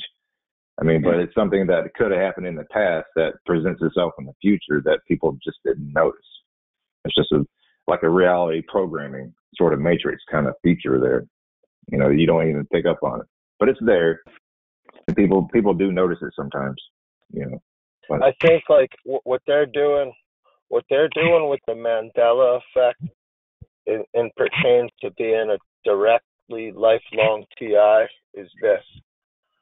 When you reach a point in your life where the veil's lifted and you know you can't go back to sleep, and once that veil's lifted, that's when most TIs see, like, hey, I've been in this my whole life. Now, I think at that point is where they're Mandela-ing your memories of your past. So, like, you're kind of like awake right there on the spot, and like everything makes sense, and you're like, all right, this is not organic, like someone's doing this to me or something's happening to me. And I think from that point forward, when the veil lifts, that's when they Mandela your past and they Mandela your childhood memories, and they make you think kind of like you've been a TI your whole life. But you may or may not have. I don't know. But that's what's tricky about the Mandela effect. It's like graffiti. It's like you never see a graffiti artist out in the middle of the night spray painting. But when you're driving into work the next morning, you see the art. Like you see what that guy went and did in the darkness in the middle of the night. And I think a lot of this TI thing is like an art form. It's like it's an art. They do it, and it's so friggin' subtle. Like it's like graffiti.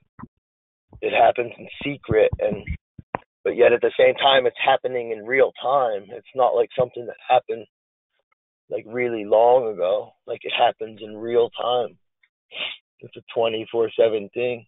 But I do think they Mandela your past. They Mandela your memories. They make you think you remember things certain way.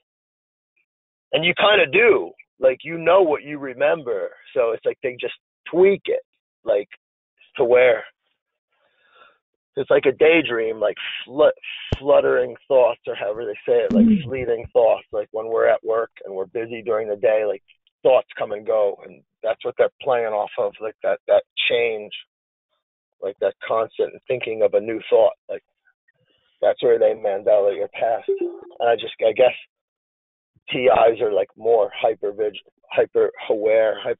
like they're more aware of things. But I think everybody is under that right now. But some people live their whole life like they'll live and die, and they'll never wake up to that. Like they'll never tap into that awareness, that mindfulness. But it's tricky. It's just something that boggles the thoughts. Like I'll never wrap my head around that. How some people could live and die and not be tuned into this. Yeah, that's true. I can't wrap my head around that either. Like, how could you live your life not being aware of anything? You know, I mean, or just not ever just acknowledging things that you should probably pick up on. But it's like a day-to-day life. You know, we go to work, we live, we get married. That's our focus. And in reality, that's the programming. That's what's been put onto us, is that we do these types of things because it's a human thing to do. You know, but that's like just our daily lives. You know, things that we can participate with, and you know, whether if it's gardening or fishing, doing something like that, it's part of our reality, things that we do, you know. But it's just, you know, but it's some serious stuff that goes on out there, and I know that, you know, a lot of people experience a lot of different types of awareness, whether if it's just looking at a sign to looking at a star, or you know, looking at a particular type of vehicle that has a emblem on it. I mean, you see these types of things that the unknown public doesn't know, you know. But it's apparently everywhere. All the signs and the signals and everything. It's all over, you know. But that's one of the important things of activism. You know, we have to get out there and let people know, because the more that people know about it, the more they can't do nothing, and it slows them down. You know, because once people start picking up on this stuff and they start seeing it, it's like, do I really want this stuff happening to me in my world? Do I want this stuff happening to me and my family? No, I don't want it. I can do something about it. I can step outside the day and go do something. You know. Well, I want to thank you for your continued efforts. Thank you, Frank. I really appreciate you. You know, you letting me come on and do this. We still plan to continue to keep on going and doing what we can with activism and participation. You know. We'll be supporting you 100%, the same as last August, and we'll go from there. Sounds good. Yeah, thanks, Frank. Yeah, and Boston has our support too. We love you guys. We love you guys out there in Boston. Yeah, thank you so much. Thank you. Thanks, Frank. Yeah, we've just had a new TI join, who is actually a tour guide for Boston in the Freedom Trail. So, well, she's on here tonight. I can't say who she is, but it's great to have her, because I love my town, and she loves it too. Oh, is she a local person? Was she a new TI, you said? Oh. She's a new TI, and she's living, I believe she must be living in Boston to conduct these tours. So. Oh, nice. How'd you come across her? How'd you find out about her? Oh, she found our website and signed on, and she gets all our mail, and I give out my phone number, so she called me, and we chatted for a while about what she does, and it was really refreshing to see that she's actually a tour guide in Boston. Oh, nice. Well, she gets around pretty good then. She's a tour guide in Boston. Oh yeah, she'll know every nook and cranny. Yeah. Did she mention what kind of experiences she has? Did she mention anything like that? We haven't had enough time to really get into her experiences, but what I will say is they are typical. And she didn't know how to deal with them, and she ran into us, and it was like a breath of fresh air. My God, there are others. Yeah. Oh yeah, I know that feeling. I know that feeling. It's a relief when you find other people like you. You know. I know it had to be pretty good for her.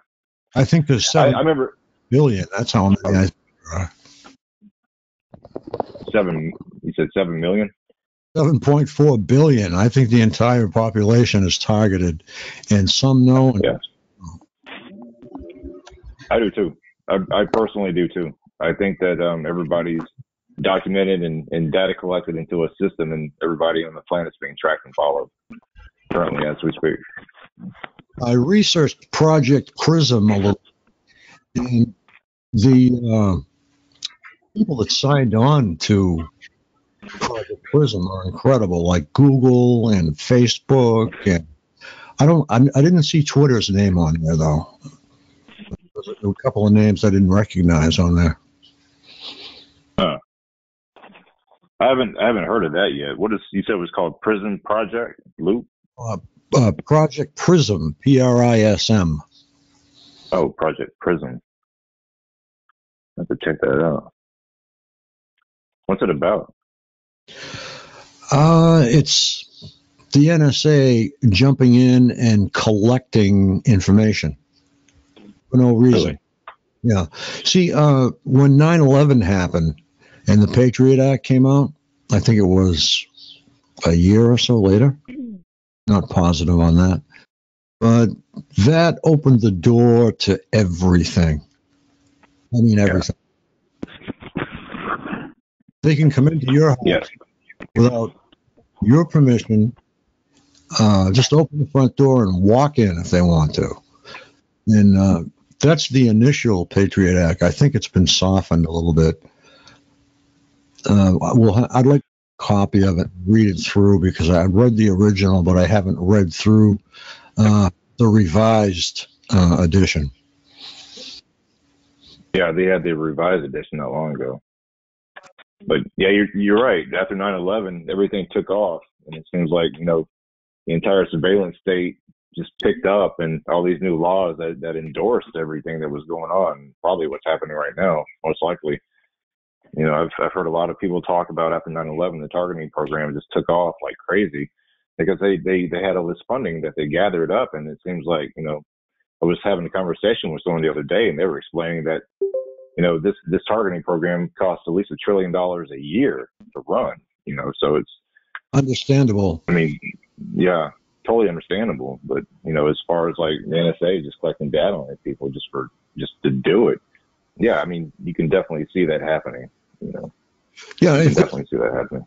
If there's a national emergency, any of us who are on this list are subject to detainment, questioning, and incarceration.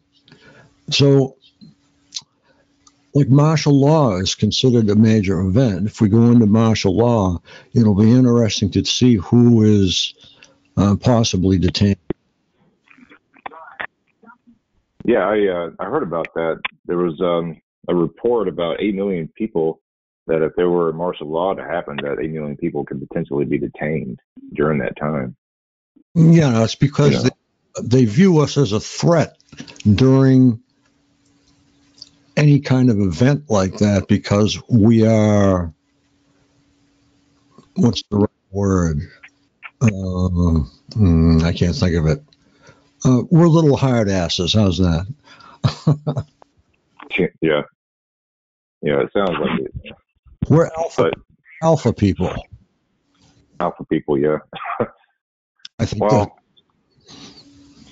well, hopefully that number doesn't consist of people being targeted, hopefully that isn't the case. Hopefully it's entirely something else. Like there really are sleeper cells inside the country that could potentially be picked up, that they've been following around, that, the good side of these agencies, the people that have actually been doing their job have been following these people around, like, the actual terrorists. If there's a terrorist in the States of America, the CIA knows about it because the CIA put them there. There's no terrorists in the United States of America. Yeah. Well, this be kind of referring to Ted Gunderson's. We keep referring to Ted Gunderson's signed affidavit to help us target. And it's like when we talk about that, we forget what it said. So just refer to Ted Gunderson's signed affidavit. Okay. Yeah, I've read some Ted Gunderson before. He was a pretty good guy, and he had a lot of information. I'll definitely check that out.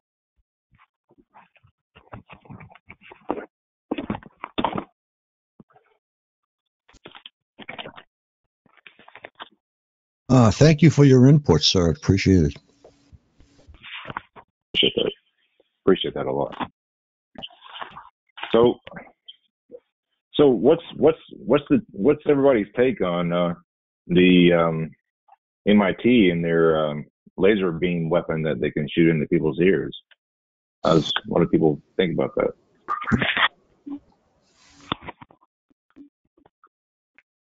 Do you think it's something that could, that we can actually use for public knowledge? That's to say that, yes, this is it's in print already.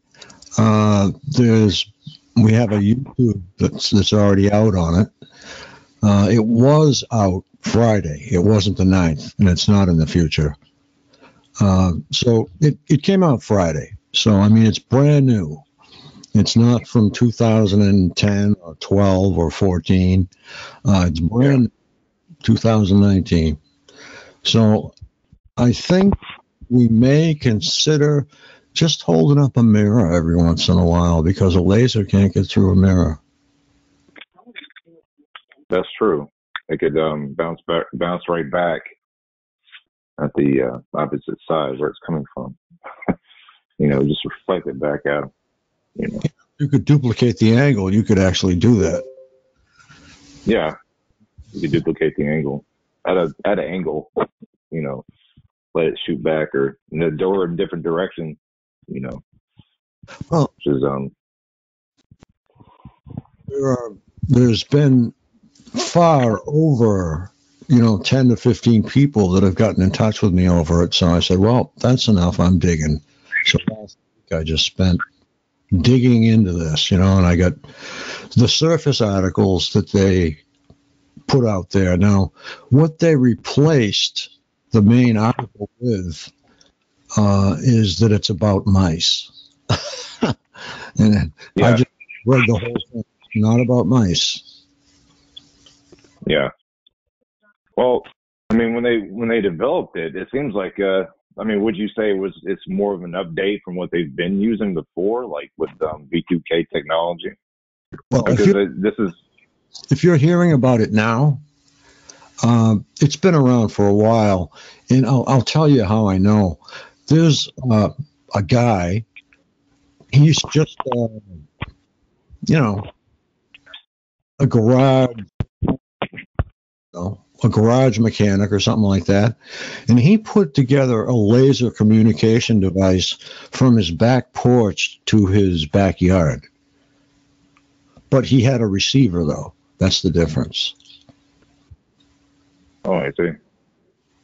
So I'm guessing that he was able to pick up some sort of transmission signal off of something and actually cause a V2K effect. Is that what he was trying to go for? Actually, all he did was pipe his voice or music into his backyard from his back porch. It was wow. It's on YouTube. I think you can not Google, but when you're on YouTube, just look for laser experiment communication, and I think you'll find it. Wow. That's pretty crazy. Yeah, this has been around for a long time. I think this has been around since the turn of the century. That's my guess. Because that's when everything really hit, particularly in 2006 and 7. That's when everybody seems to be slammed. And then in 11, 12, and 13, another slam. So I'm just looking at statistics that I have. And those are the years. And now we're approaching another slam because there are so many TIs coming forward. But it's interesting to see the hundreds of TIs that are coming out.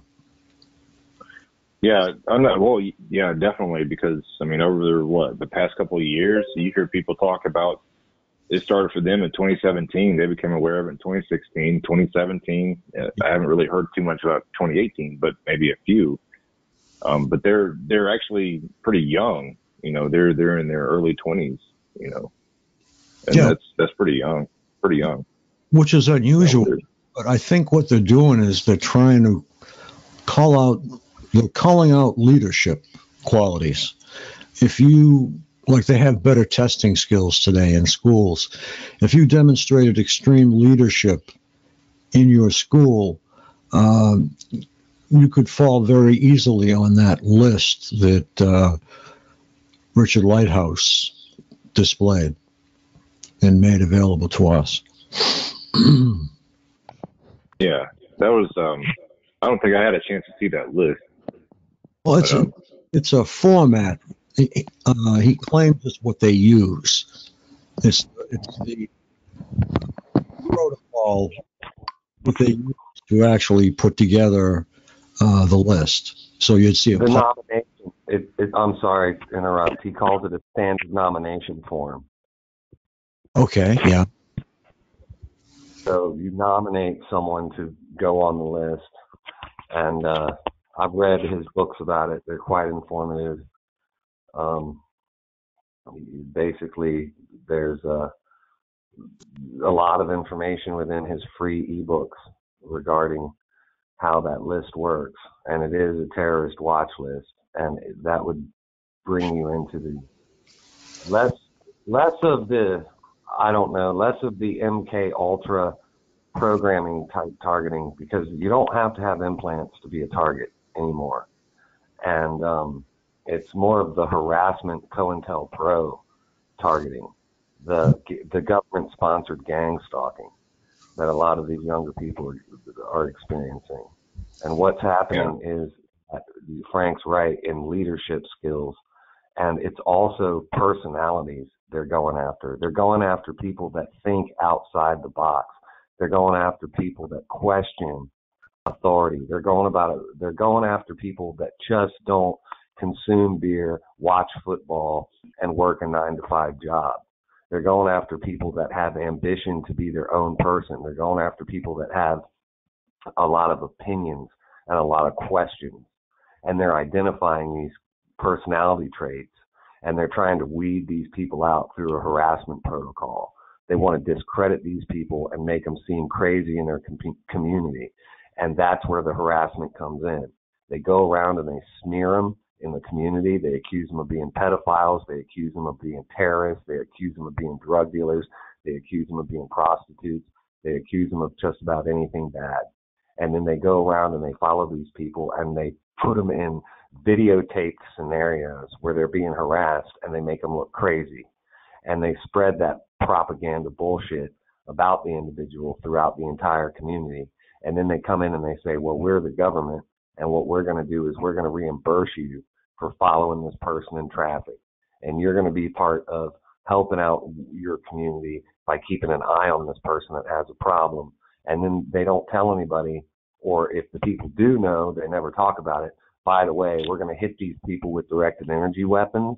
And between the directed energy weapons and the constant harassment and the constant bullying, these people are going to have a mental breakdown. Then we're going to have a medical record that they are crazy.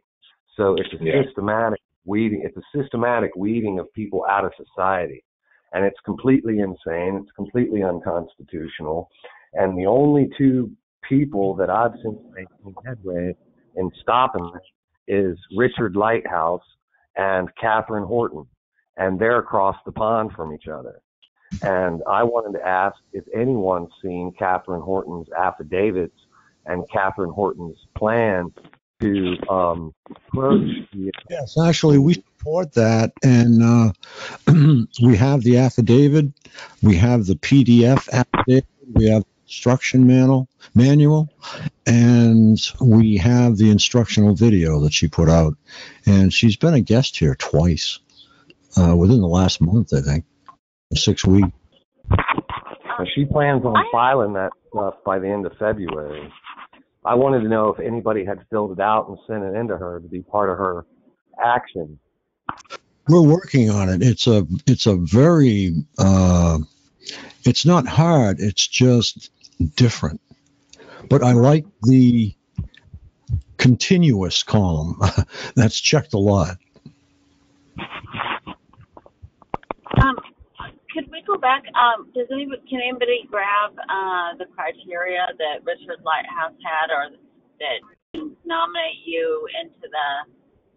I'd like to hear that. If you guys have that, if you can grab on that, I'm sure with all of those books, you could probably pull something up or not.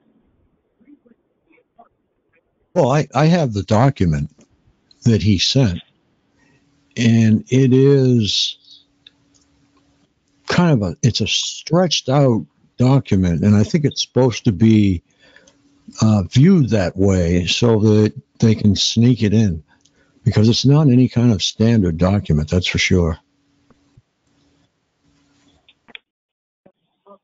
I think some of the answers would probably be encoded. I know that you recently released something through a newsletter about the deep state, with the CIA, NSA, the industrial complex. Yep. Yeah, I saw that. That was pretty well intact, and how you put it together. It explains a lot. Yeah. Yeah, it does. There's a lot of stuff going on that people just don't want to see. It's just like what's happening to us.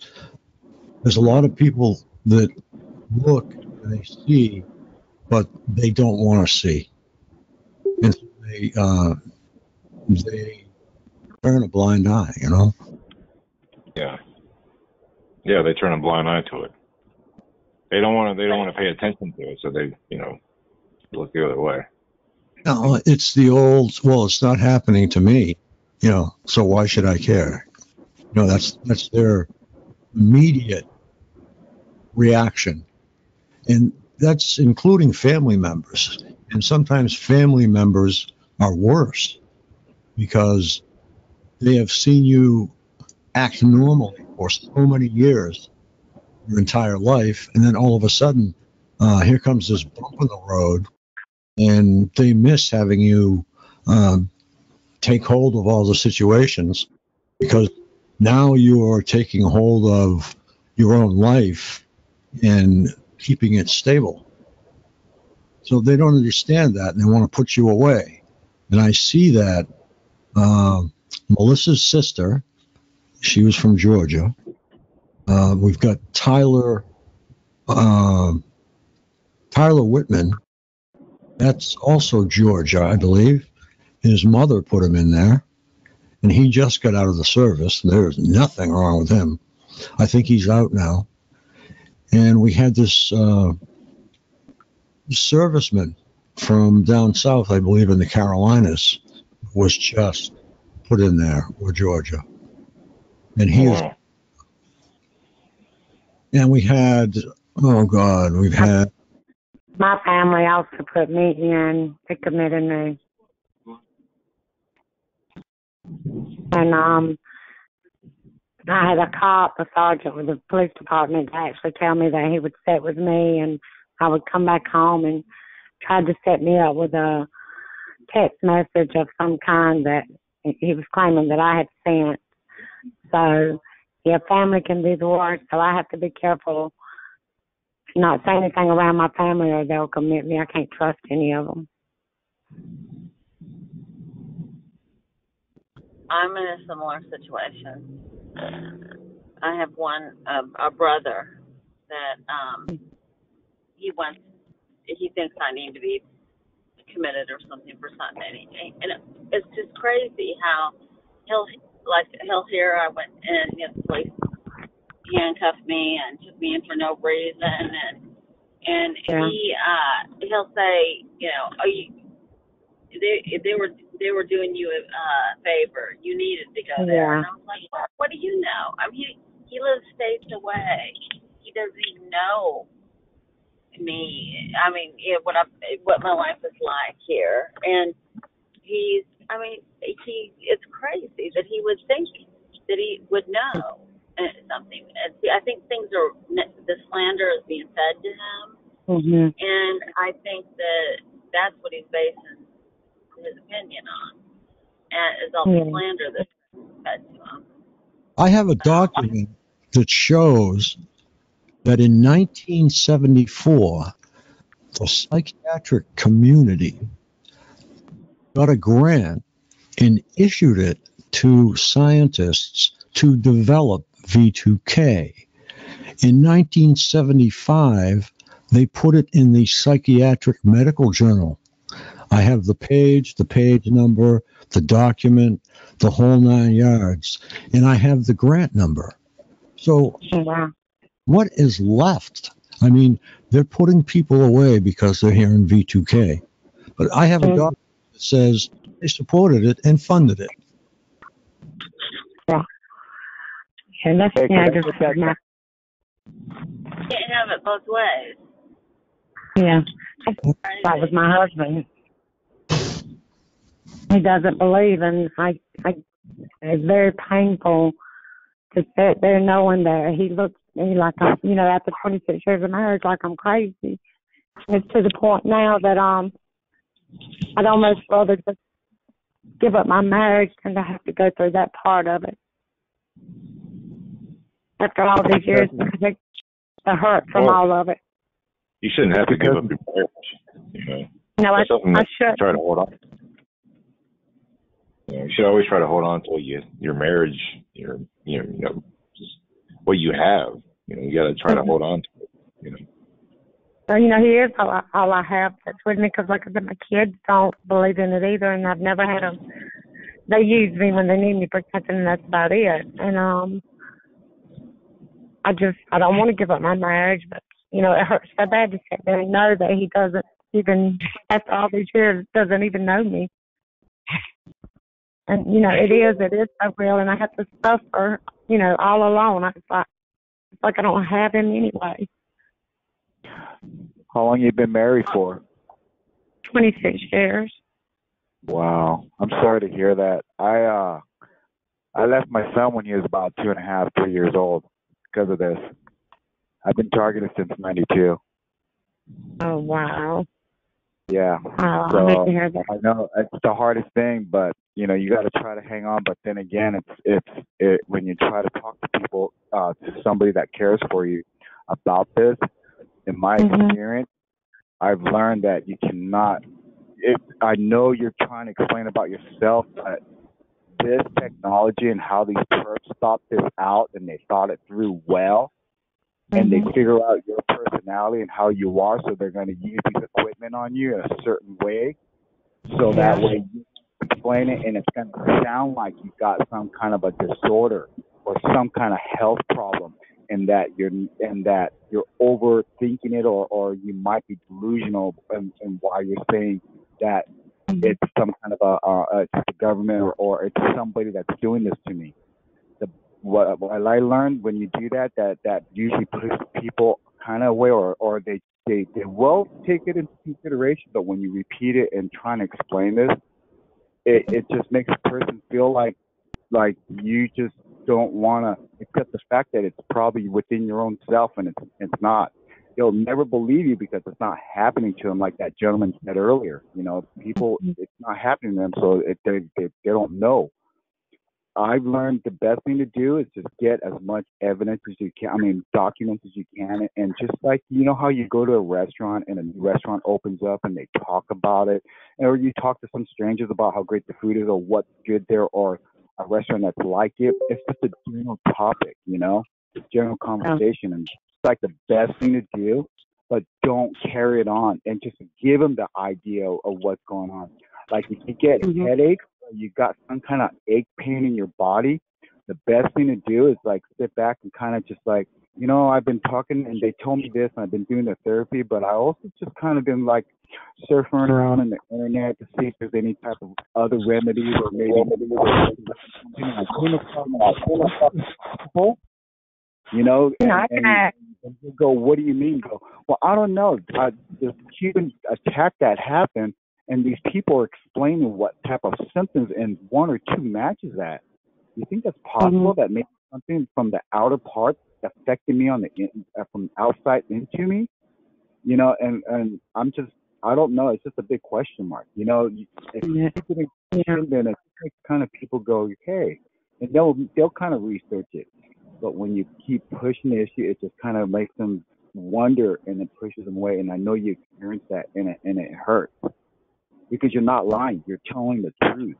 You know. Yeah, I am.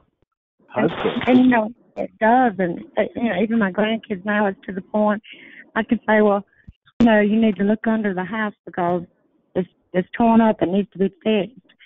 And they don't bother. It's like, you know, she's lying. It's in her mind. She's crazy. So they don't bother with it. And even my grandkids and them, I was walking outside with a flashlight the other night, just walking. It wasn't for any reason. And my grandson went to my husband and said, well, I think she's fixing to go off the deep end again. And, you know, things like that. And it's terrible. It hurts. Yeah, it does. I'm sorry to hear that. You know, I'll pray for you. And, you know, you're not alone in this. There's a lot of TIs out here that have families too, you know, and there's some of them that just started their lives and going to college and do whatever it is, and they get themselves a girlfriend, and next thing you know, they can't figure out why they're having problems sleeping, or they're having some crazy dreams, and throughout the day they get reminded like some of the bits and pieces of the dream. But they, you know, a normal person don't really think too much about it. You just carry on with whatever's going on with your life. But then all of a sudden now they're having like certain pains, or they've got these people coming around, but it doesn't seem normal at first. But then when they say certain things that is personal, or when you buy something and they buy the same thing, like the other day I go, I need 2 bags of ice, because I live in my van now. This guy behind me says, I need 2 bags of ice. And I looked at him, I put my head down, I kind of started laughing, and I looked at him, and I go, hey, have you ever heard of this guy named, I think his name is Stalker or Stocky or something like that. I met him down the street a few weeks ago. You look like that one guy. And he kind of got in shock and looked at me and goes, I don't know what you're talking about. I go, well, you don't mind me taking a picture of you, do you? You know, because I know I met you through my friend. I think his name is Stocky or Stalker. And then I walked around my van, and there was this lady in a maroon Honda with the door open, blocking my van door. And I started laughing. And I go, hey, could I help you with something? Do I need to call the police department? I mean, are you okay? You know? Because there's all this parking parked right next to my van. You ever heard of that person? Do I know you? Hey, I saw you at that Mexican restaurant, huh? And you were hanging out with Stocky or Stalker. You know, and I'm not offending them, but they know what I meant. And she just kind of looked at me, closed the door, and she split. And I've done that to people that aren't stalking me, and they'll start laughing. They go, no, I don't know a person named Stocky or Stalker. Yeah, I've confronted some of them, but like if I'm with my husband, something that's like, you see the HLL come over his face, and he storms out the door like embarrassed, and doesn't realize that this is my life. You know, it's between life and death I'm fighting for. Do they make you feel like you did something wrong? Like you did something, like your conscience was like, you would sometimes sit back and go, what did I do? Or your conscience and your emotional feelings will start making you feel like you did something wrong in the past, and your mind starts thinking. And I have it. Yeah. And, you know, it starts, we've never perpetrators. That's the perpetrator operators manipulating you to think. It's very hard to detect because they know how you think, so they're going to think like you. And if somebody can think like you, you never know, because you know what I mean? Because you know yourself. When they do that to you, it's pretty much a way of how they hide these equipment and try to make it seem like it's yourself, your own self, or what, like you being punished. Yeah. You know? Hello? It's true. Hello? Hi, is Josh on the line by any chance? Josh Stovey? The technician, the engineer. No, I believe he's the one. Yeah, is this is Josh on the line? Josh Stovey? He's the one who has the website and he does like research. Yeah, he's the one that knows about how to detect frequencies and different names of the frequencies, right? Yeah, I believe so. Yeah, I'm on his. I'm actually on his website. But there was one night I was on the line and he was actually on the line. He was talking briefly and I met Neil C on the line as well. I met him. I was just wondering if is there anyone on the line who does research and who has like a website, who kind of works with Ella? I do. I mean, Frank has his own website, which you know. If you want to get a hold of that guy, Josh, the best person to probably go through is Derek. Oh, okay. Yeah, just email Derek. You know. Do you know his email? Actually, Josh is a friend of mine. I could get you in contact with him if you want. You can get me in contact with Josh? Yeah. Oh, awesome. Thank you so much. I appreciate that. I've actually been looking for him for like the past weeks now. I emailed him, but I think he has like a lot of emails. But yeah, I've been trying to get in contact with him. If you like to talk to him, you know about this? I can get to him. Yeah, I remember telling you that I have to talk to him, like actually speak to him over the phone. Hey, not for anything, but that lady. Hold on, that lady that was talking. Hey, I'll pray for you, and just keep coming on the calls and trying to make some friends with the TIs, and and share your story. And, I went on Ella's. This is my first time on this one, but I've been on Ella's and I've contacted a couple of people and talked with them and everything. And I'm trying to figure it out and get answers too, because like I said, it's all new and nobody in South Carolina. There is nobody they said that they know that could give me numbers, but they give me a few in North Carolina, and I talked to a few and it's helped. So that's what the perps do. They find one person out of 100,000 people, and they only pick on that one person, and because they know that if there's only one person speaking about the different types of problems that the perpetrators are doing and the stalkers are doing, everybody else is going, "What are you talking about?" And they make you look like you're crazy. Oh, yeah. Like I said, they make you feel like you did something wrong. You didn't. It's just their way of making you feel like it's your fault. It's their way of hiding how they are doing their attacks and using their electronic equipment on you. And it's getting worse. It's getting worse ever since I started talking to anyone. It's starting to get the things they're doing is new, and a lot of things are getting worse. And then I'm having to sit there also and worry about my family, and hiding, and it's just a lot of stress. And until I found these podcasts, I had nobody. I had to keep to myself. And if I said anything to him, he would start arguing about he was sick of hearing it for 3-4 years. He was just tired of it, and I've just been alone. And yeah, I know it is. It's hard. I've been when this started with me in '92. I lost a lot of friends because of this. I didn't really talk about it too much.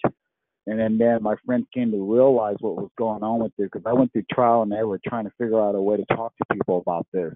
And I've learned, if it's somebody new, you do not say you're a TI or you're being attacked. Just bring up the information about these synthetic telepathy machines, the directed energy machines, the synthetic telepathy that monitors, and you just give them an idea of what it is, so that way they will learn. It's just like a new restaurant. Oh, have you guys heard about that new restaurant? Everybody knows about that. It's the same right. thing. That's like the Travel Channel that coming on it. That's TV. That's real. I'm hoping trying to find out how to get it out to my family so that they'll watch it. And without them Exactly. committing And it again. there's universities now that are just starting to do research in this, and they're learning more about this, and they have these different type of machines that's really not open to the public, but they do have presentations and stuff because they're trying to get people to sponsor them to so they can carry on with the research. Now, just to make sure you remember this, their research that they're doing is the beginning. It's not the technology. It's not the advanced and updated technology that they're using on you. It's different. So, but still, it gives them the idea and learn the foundation of a synthetic telepathy, of a monitor machine, of what a V2K machine is, of what a directed energy is. You know, at least they have a foundation and understanding. If something comes up, it makes me feel like they're part of this group because they walk with them. And I keep telling my husband, you know, I may not be living when it comes out or you find out the truth, but I said, you're going to regret what you're doing to me. I said, y'all going to see and have to live with it. Are you keeping a journal? No, and I hadn't been documenting a lot of stuff because I wasn't sure about how to do any of it. But talking with, I think it was Shannon from Texas and Richard from here in North Carolina, they really stressed about documenting and, you know, writing everything down. And that's what I'm going to start trying to do.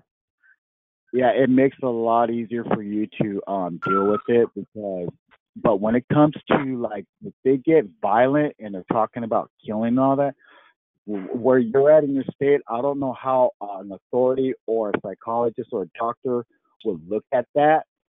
That's something you do not want to document into the thing yet. Maybe if you do, you got to hide that and make sure you don't lose that.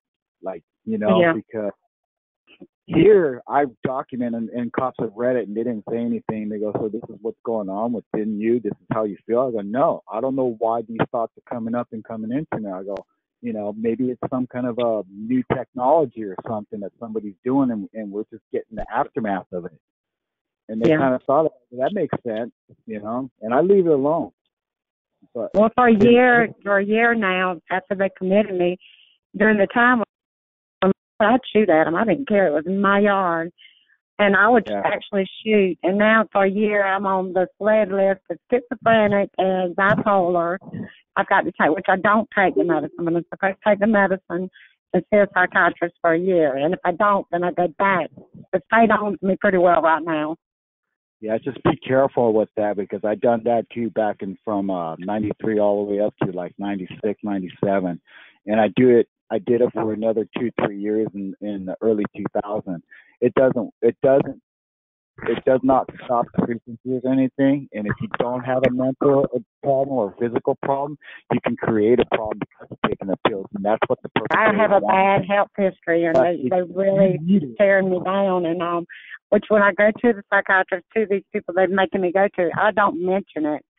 You know, well, if you don't have a health problem, and you never had a disorder of any type or anything like that, don't take it and just feel this out and figure and keep notes of what's going on, the different type of pains or the thoughts or the running thoughts or images, hallucinogenics, illusional, whatever, aches, pains, anything. How can they make me go? I mean, I don't see how they can tell me I have to take this medicine or go back. You know, that's my right to whether I want medicine or not, and I don't need it. Yeah. Well, if you do need it and you do have some physical problems like a heart condition, no, I don't need no psychotic. Please, you take the medications, but take it as it is prescribed. You know, as far as eating, you're gonna have to kind of eat a little more, like on especially when it comes to like fruits and vegetables and protein. You know, not carbs, too much fat in you or anything like that, but healthy. Trying to eat a little more and take some supplements that are really good. Don't just buy any supplements. I know it's a little I went to the vitamin shop and they told me the Colloidal Silver. I started that and the Boron pills. Anyway, I weighed like 93 pounds and I've already got to, and this is the most weight of 133, and it's the most weight I have weighed in probably 10 years. And I'm starting to swell places and stuff, and I don't know why. I read where someone online said that this causes that. But you got to remember, if you're taking certain supplements, maybe there's an ingredient in that supplement that it has a reaction towards the frequency on you, and you probably can't even feel the frequency because they might have a second or third frequency on you that's a directed energy that's constantly pain to distract your thinking that it's something else, so that way they can keep developing a problem within you. So if you are swelling up and all that, then maybe it might be the supplement you're taking. So just drink a lot of water and a lot of things that have antioxidants that way your body will be flushed out. If you can, you got to try to keep your immune system and your testosterone and all that other stuff as normal and at a little bit higher level than usual, you know? Yeah, well, that's what I'm trying to find out from, other PIs is, what to take and something that would protect me. Like Saturday night, I was supposed to take through my gut so it would severe headache because they were aiming at my head. And it just got really bad. And I didn't have anything to protect myself. I didn't, other than tinfoil, I don't have anything. That's what I've used, and it's helped some, but, not a lot. Because all this is new that they're doing now, the stocking. If you want to try for the headache, you can try ginseng, raw ginseng. Just cut a little piece and put it underneath your tongue and kind of chew on it like chewing tobacco. Okay, what is that? Is anti-inflammatory type of root. And it also has a lot of nutrients and antioxidant in it that's good and rich for your blood. As far as what else it does, I'm not sure. And garlic too, and also there's other different types of spices that you can take, but you got to be careful. Is there any way you could email me some things that I could look into? Ella's call is going to be on tomorrow. Please talk if you can. And there's a lot of ladies and a lot of men that do know a lot more than I do of what to take. There's also another lady named Connie, and she has a lot of helpful things too. You can ask for her. I'm pretty sure somebody knows her, and she does give a number out. I don't know if she's on the line tonight.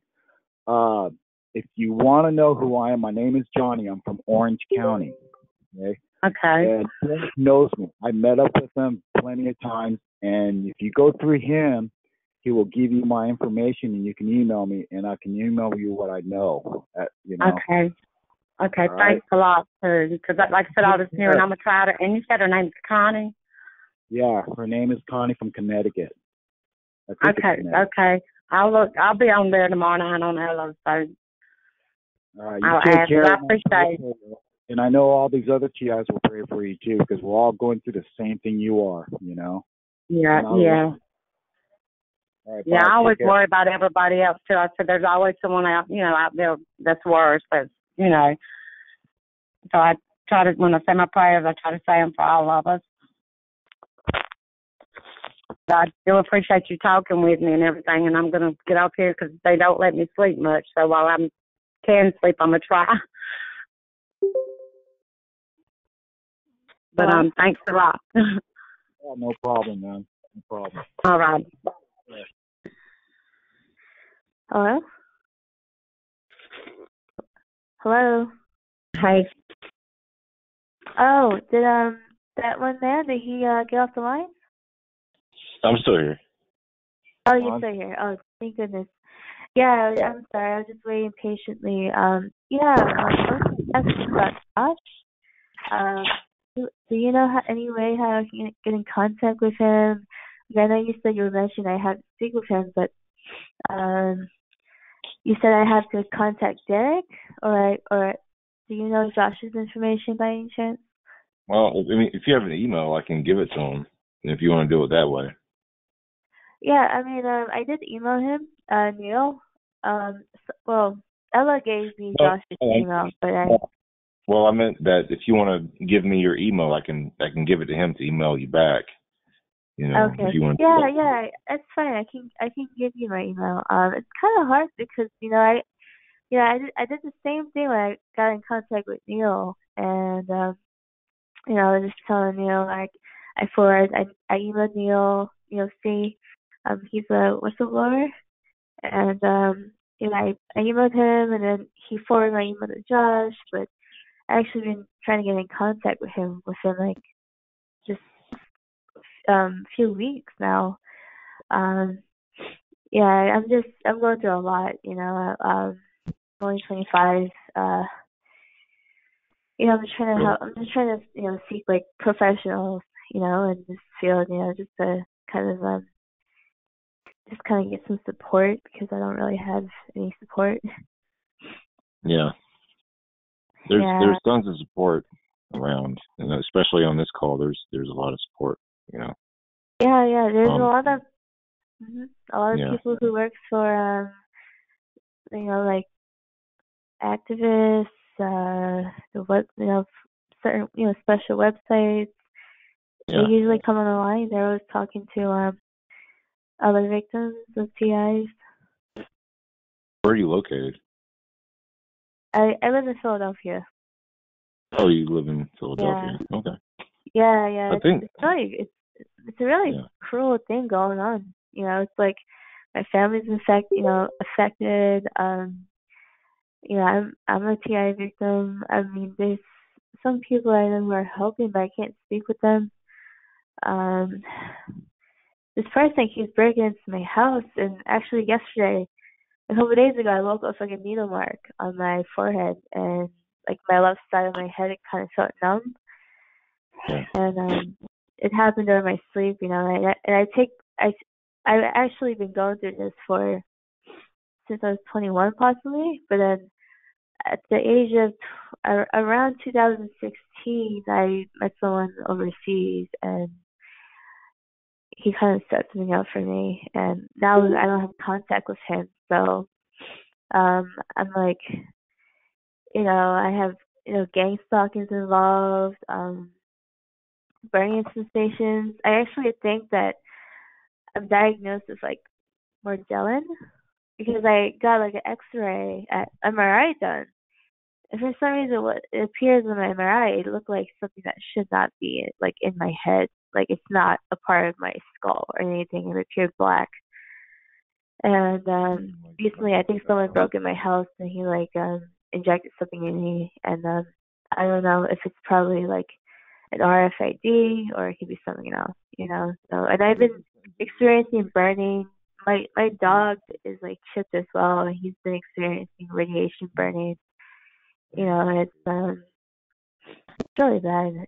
It's an absolute nightmare, And I feel like I'm going to be like a victim for like who knows how long, just get worse, Yeah. Yeah. Yeah, I know what you mean. Mm-hmm. You said you could feel something on top of your head. What happened?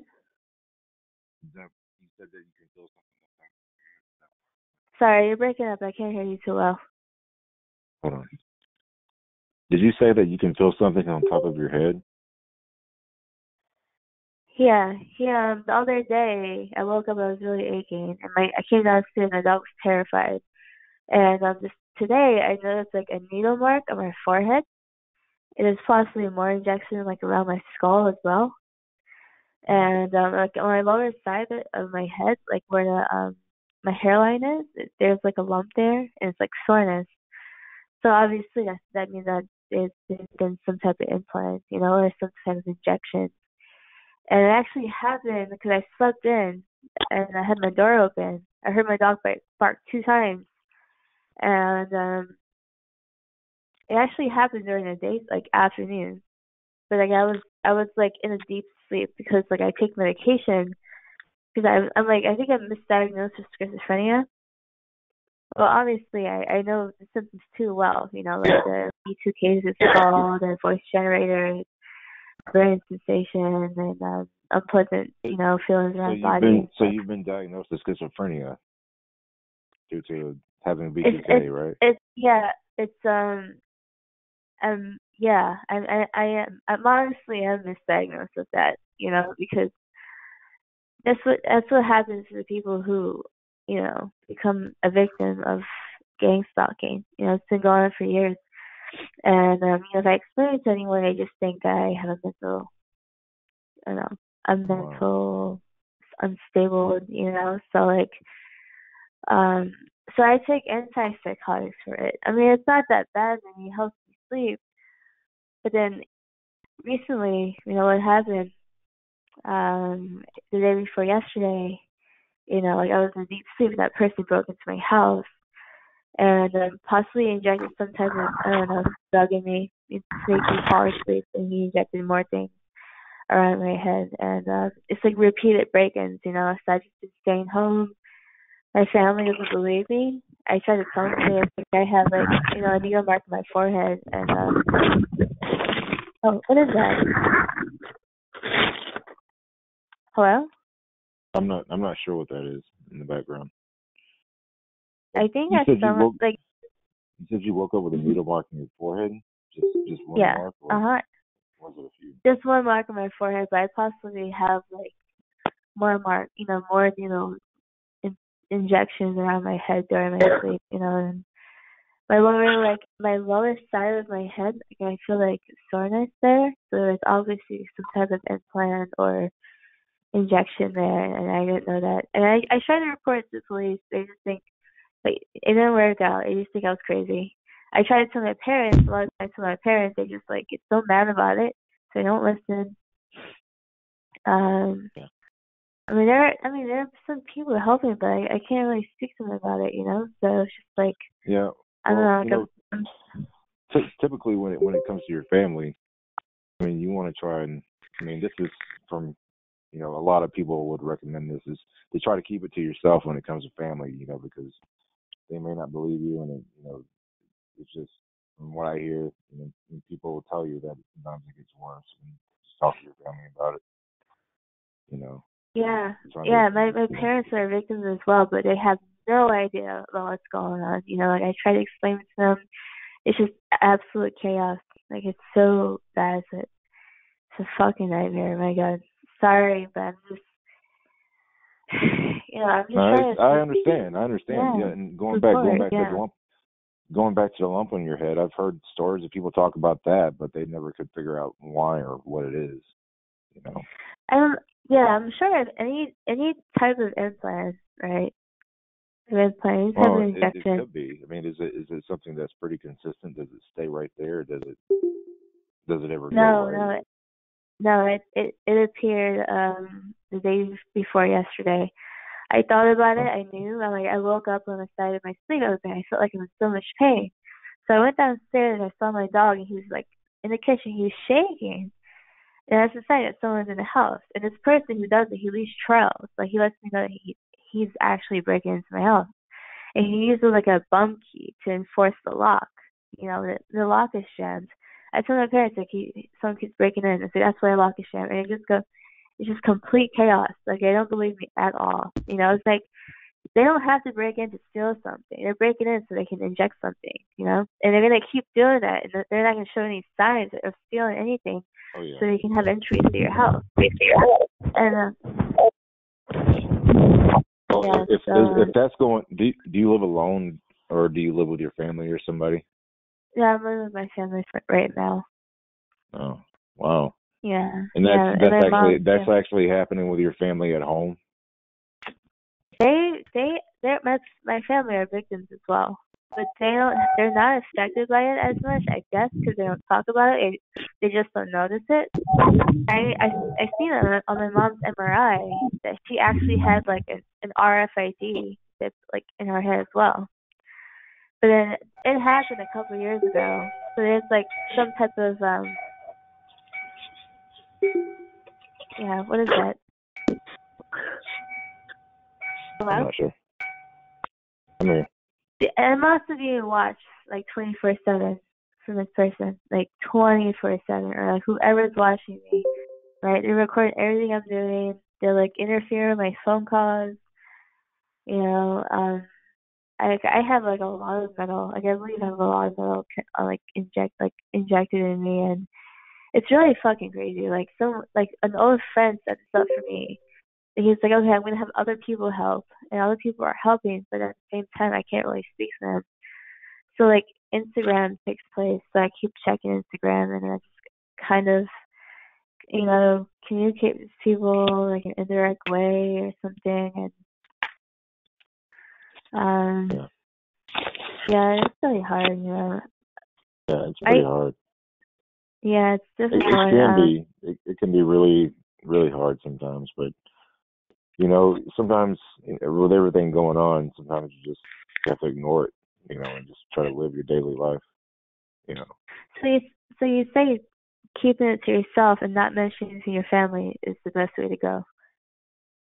Pretty much. Not trying to change the subject. Yes, your family's not going to understand.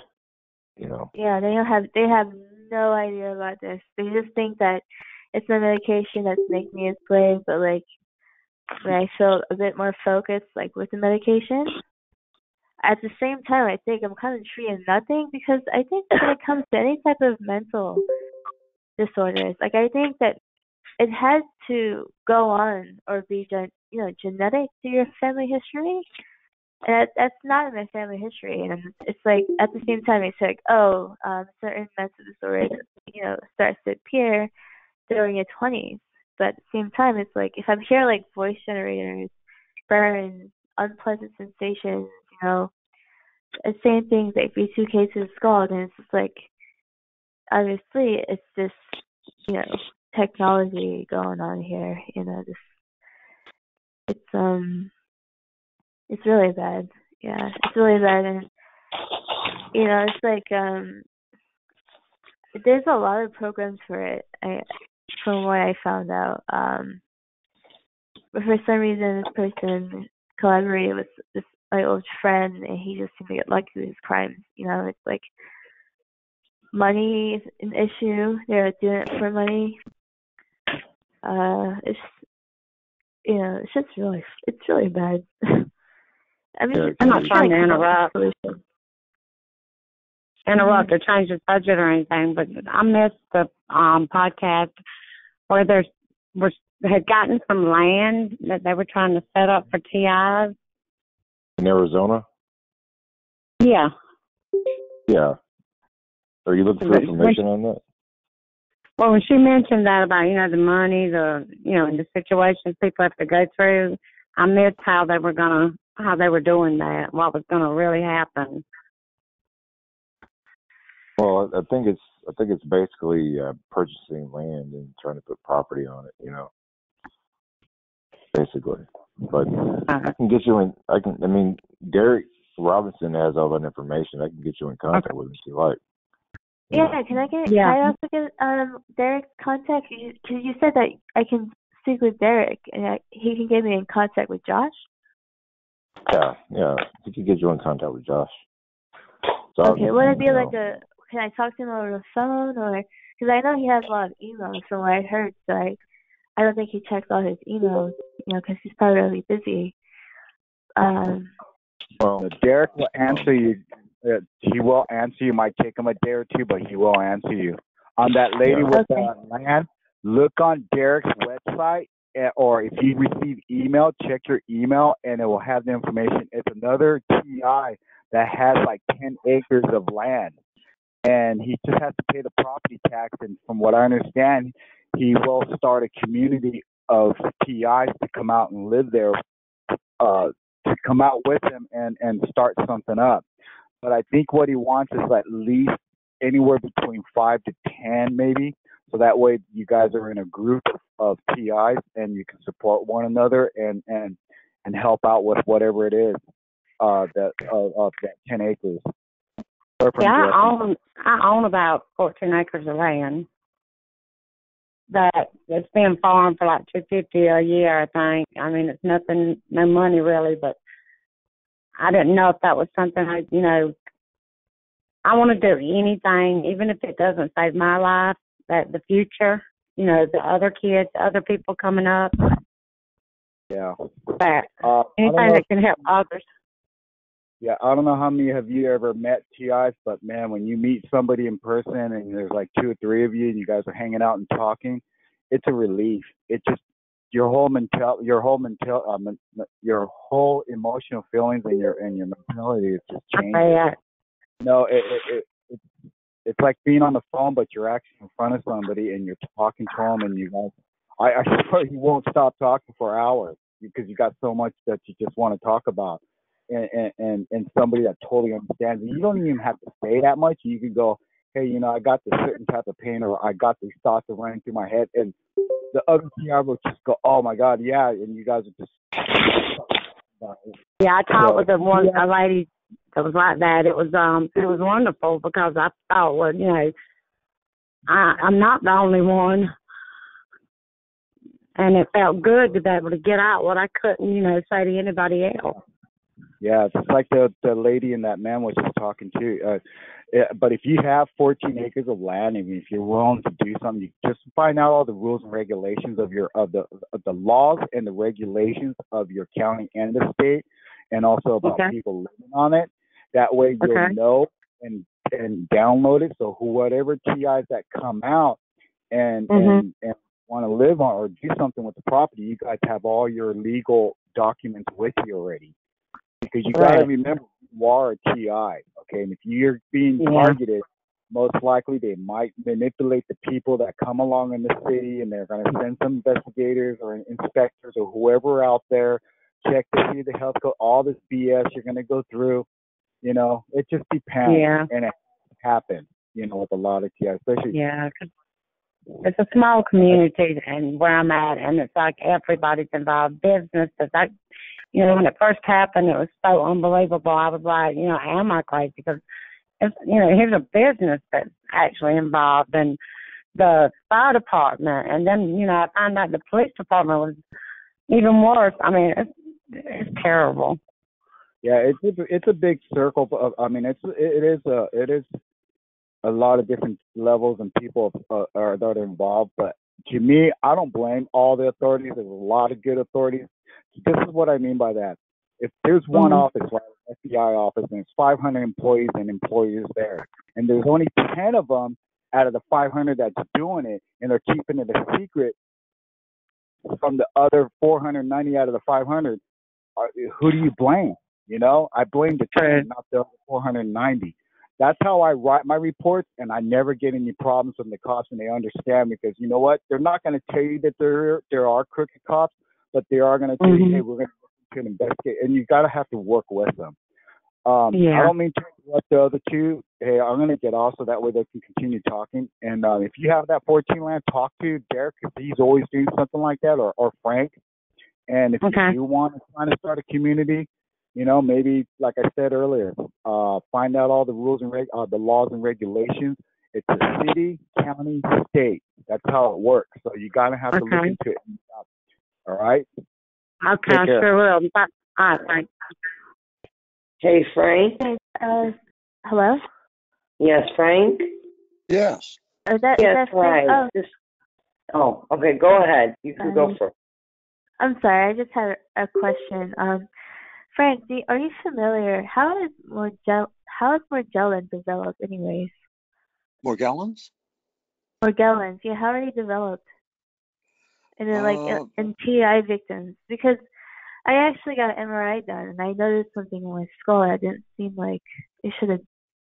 That's not a part of my, it's not a part of my skull, and I actually sort of had symptoms like some type of little cuts on my leg.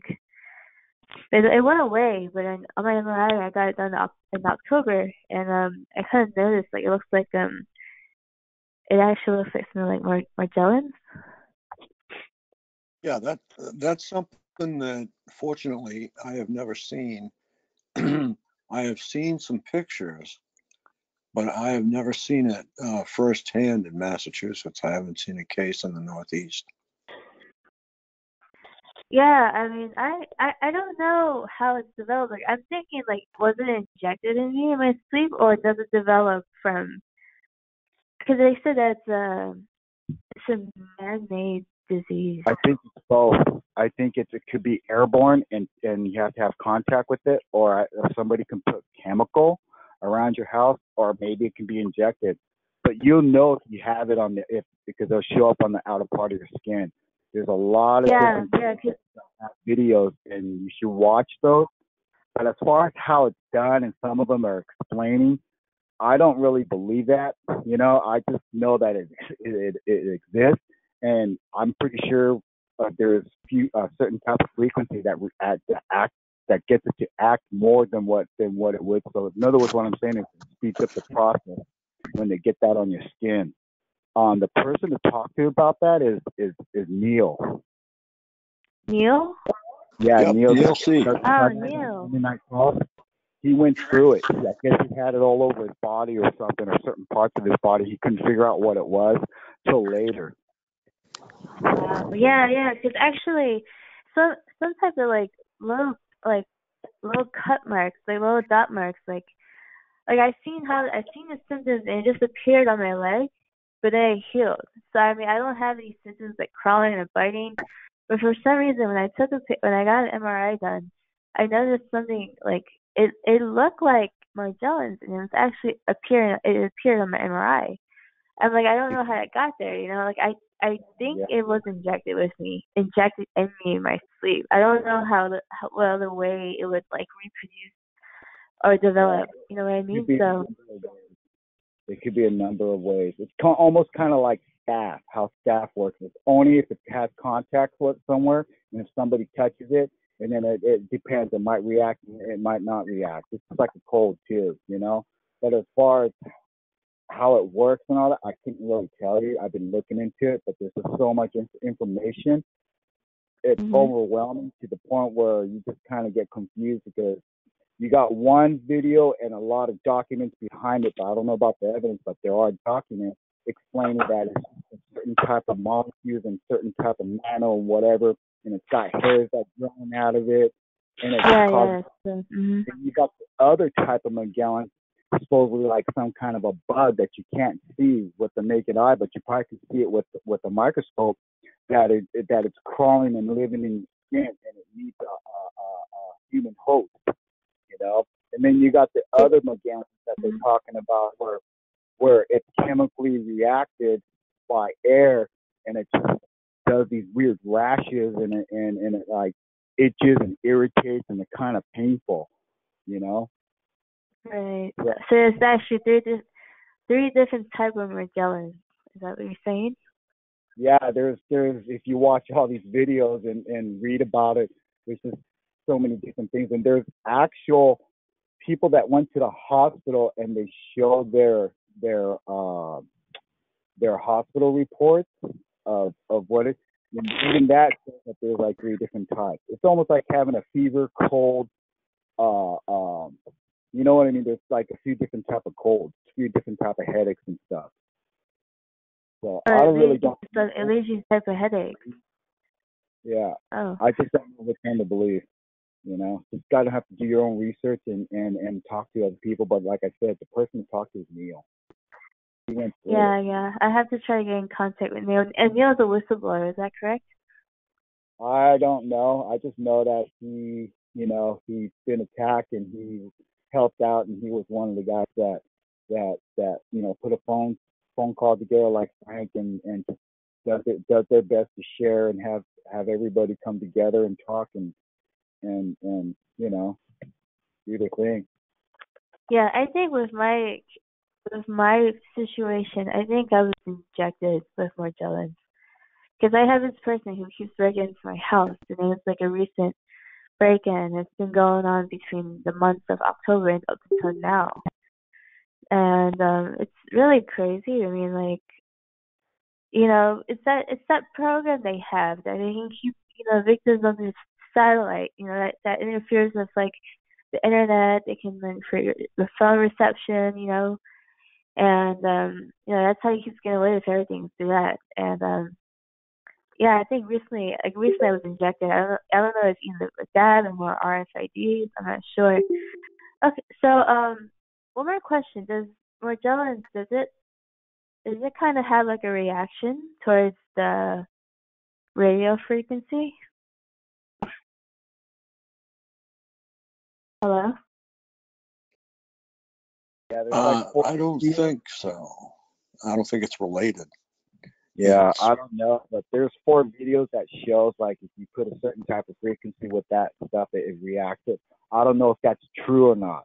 I've been trying to find documents too. I've been trying to find out if there's any universities that's been studying and that does that kind of research, and I haven't found anything yet. So I'm not gonna say, hey, that's true. Maybe look into it and find out for yourself. You know, I couldn't tell you. So it's actually contagious because I read some websites saying that it wasn't contagious. I don't know. I've been researching this off and on for the past few years and stuff, but I always get distracted and start doing some other things and stuff. So I cannot tell you what I've known, and the people I haven't ran into anyone that has except for Neil and another TI that was on the phone, coming on the call a few times in the past, and I haven't heard from that person lately. Oh, okay. So you actually spoke to someone recently who actually was diagnosed with Morgellons. Morgellons. Are you? No. Yeah, you spoke with someone recently. Yeah. Okay. I would just talk to Frank and see what he says, or talk to somebody after the other TI, and maybe they can send you their documents over to you, and you can read up on it. Okay, so I reached out to Neil again, but I think Neil's very busy. The last time I got an email from him was probably about a week ago. Frank. Oh, is Frank on the line, or did he hang on? He's here, right here. Oh, hi Frank. Is it okay if I could, maybe get your email? Can I keep in contact with you? Yep. Yeah, I'm Amanda. My name's Amanda.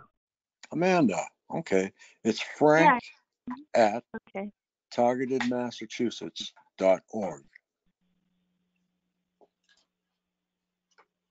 Okay.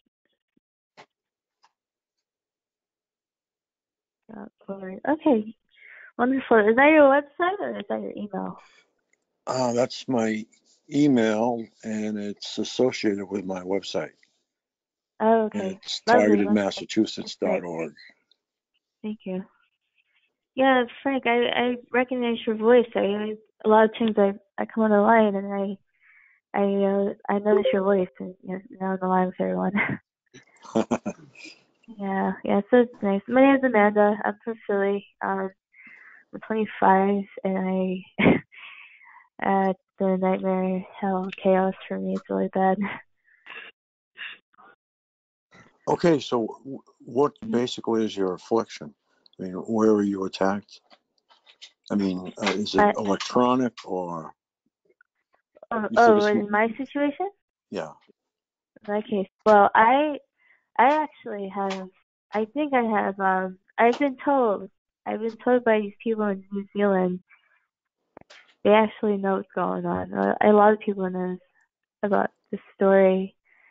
Like it's like an absolute nightmare. There's also some good as well, but like the good seems so far away that I can't meet these. It's like these people that are helping me, and they're all professionals and they're cool, and I same age as me.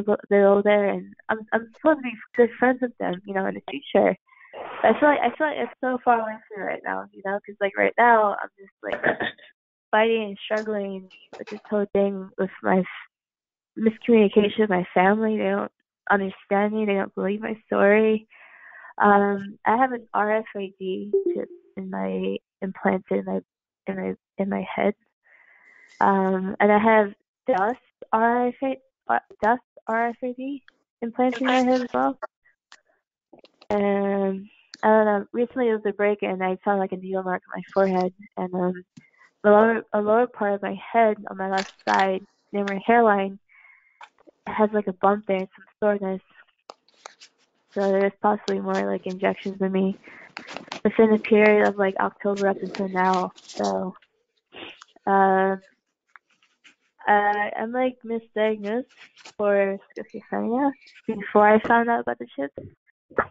I experienced burns. I experienced unpleasant sensations. My parents are, they're implanted as well. They don't know anything about this. I think my dog is like being burned from radiation. He has fevers at nighttime. I have repeated home break-ins. My family owns properties, so their properties are like vandalized, and they don't know what's going on. Break-ins on my mom's business. I think my other relatives are victims as well. My little cousin's 6 or 7. I think that they're I think that he got chipped. And gang stalking's involved.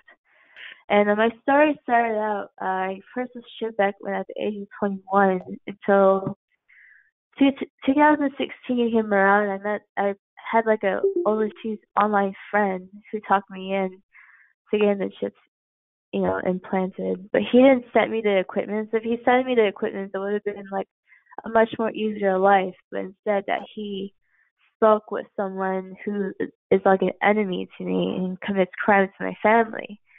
So then the person from London, I no longer have contact with him. And he was like, I'm going to have other people help. Now other people are like strangers, but, at the same time, I'm supposed to be friends with them in the future. And then they direct messages to me, like, by pictures, and they talk about, like, a story on Instagram, which is, like, a very beautiful thing. But it's hard because I can't really talk to them about this. Like, I talked to one person about it, and he didn't want to talk about it. I'm pretty much kept under surveillance by an enemy 24/7. It's really crazy. It is, I'm like really isolated. I don't talk to anyone as much.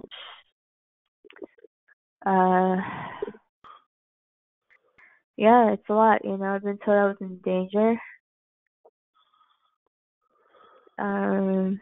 It's crazy because during like early afternoon, like it happened to me again. Like I was injected with something. So, and I take medication. Like I take antipsychotics. But obviously, I hear voice generators and V2Ks with skulls, and feel like a lot of unpleasant sensations and stuff. So I know this is very well when it comes to these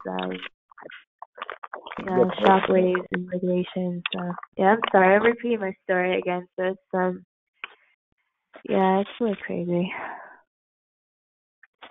So I'm just trying to look for help. You get voices in your head? No, I hear the voice generators, the V2K to the skulls. I hear them, and I believe that they can also transmit thoughts into other people's heads. I don't know. Yeah, they can. Huh? I get that all. Yeah, they can. I get that all the time. Yes, they can. What up, guys? It's me, the Looney. How's it going? What's up? How's it going, man? Everybody? As far as the V2K, if you get it inside your ear, you can tell it's coming from the outside into your ear, or it just kind of seems like you're not too sure sometimes if you're hearing it on the outside or on the inside of your head. Well, you can also hear them. I was surprised to read something on Josh's website. You can hear them in like a sleep realm, which means that before you fall into a sleeping stage, right, you're closing your eyes, your body is about to kind of like fall into a sleeping stage. You start to hear other voices. But I don't know how it's a whole different technique. Because I get V2K and I get it in the center of my head in '94 when it first started, and I couldn't figure out where it was coming from, and it always made me think they would inject thoughts and emotional feelings and emotional thinking. They would do like 3 things to me when I would hear the voice, like if it was coming from the outside, like the wind was just carrying it, and then sometimes it would just be like surround sound within my own head, in the middle of my head, and then the perps started doing some other technique where I was constantly hearing it inside the middle of my head. It was never really outside, but I knew it was coming from the outside in. And then they would, every time I would turn on the water like a faucet, or I would use the bathroom, flush the toilet, or I would go out and do something. It depends. Like, let's say if I jogged, then they would really hit me harder. When I flush the toilet or turn the water on, that's when they would run the V2K. And they would actually change it. They would make it sound like it's coming out of the faucet water or the water itself. and then or like if I'm jogging, it would be whispers or a very clear sound. And like by 96, 97, then they started doing different positions in my body and head. Sometimes when I'm sitting there looking at my finger, they would make sound like if my finger was talking to me or something, and they would actually make me think that there was a little microphone chip in my finger, or like in the wall when I'm sitting in a room, or if I'm in a restaurant. There would be so many different sounds going, but they would actually focus my thoughts and thinking to the V2K sound, and then they would mix it up with other people that's actually talking and carry sounds from whatever they're doing. That's how they were doing it on me. Okay, so a lot of times when that's happening, is that someone remotely? Are they controlling that remotely through like a device? I don't know how they do it, but I believe that certain family members can have like a way of talking through it, because when I was getting hit with the V2K, it was really directional, and I could actually hear. It wasn't my own thoughts. That's how I knew something was different in my life, because it wasn't that thing in the back of your head. You could hear somebody. When I was That's Josh, right? No, this is Dominic out of Albuquerque, New Mexico. Oh, okay. I thought you sound like Josh. No, this is Dominic. Lady's looking for Josh. I called one time before, and I believe I told everybody about the voice to skull, and it was they call it the voice of God.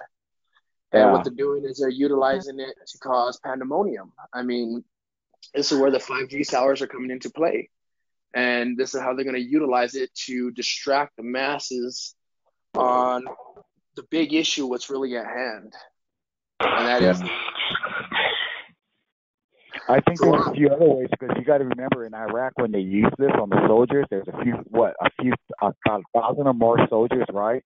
And there was really not too many cell phone towers except for the radio towers that they had for their radios that they used. They might have used that and the satellite that comes, the satellite too. And half those Iraqis did not have chips in them. They probably had something else, or they just had like an audio spotlight work. They could probably just direct some kind of an airwave towards them, and they heard voices, and they thought it was an actual spirit talking to them, like their belief of whoever it is that they believe in. Yeah, that's crazy. I was reading that article, and I was just thinking, how would they have done it in the middle of the desert with no houses around, no other type of cell phone tower antennas or anything? There's only satellites and their antenna. They used more than one way of doing it. They did a truck. I never count. I've always listened to anybody, and if you have any ideas, please speak. They used active denial in Iraq, and it's like a deuce and a quarter, and it's a big mounted antenna on the front of it. Hit a button and speak. Wow, that's crazy how that works though. Because manually, if you like Frank has an audio spotlight, and I finally got a not hold one, but I ran into somebody that has one, and it's crazy because it's not like the advanced one, but this gives you the general idea, because you could point it at anybody, and then you speak softly into a microphone, and it'll transmit that sound through their airwaves into that person's ear, and it sounds like it's coming, and they'll look around like, is somebody talking to me?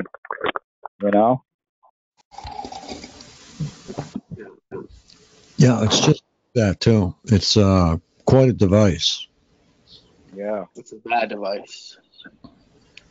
That's what they're using when they can't control their victim. They use that as a last resort to make the person oppressed. This is where you have to start building yourself mentally for this war, because it's not just going to be a direct weapon.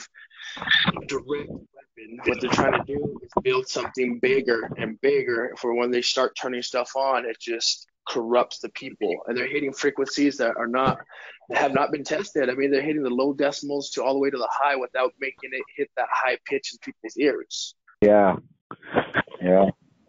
You're right about that. And the way they're using radio frequency is also altering the human body. It is breaking down cells and it's breaking down your brain at the same time they're hitting you with this.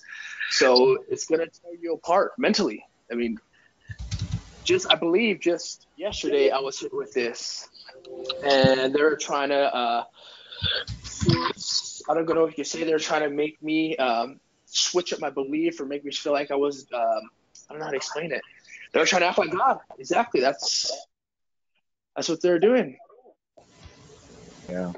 And you're right, though. You know, when you hear voices, that's like to control you, because it's a normal reaction of your body. That's the way God created us. If I was standing behind you, and I was like, "Hey, look at that star," you would actually look in that direction. You'd probably turn around and look at me to see who said it.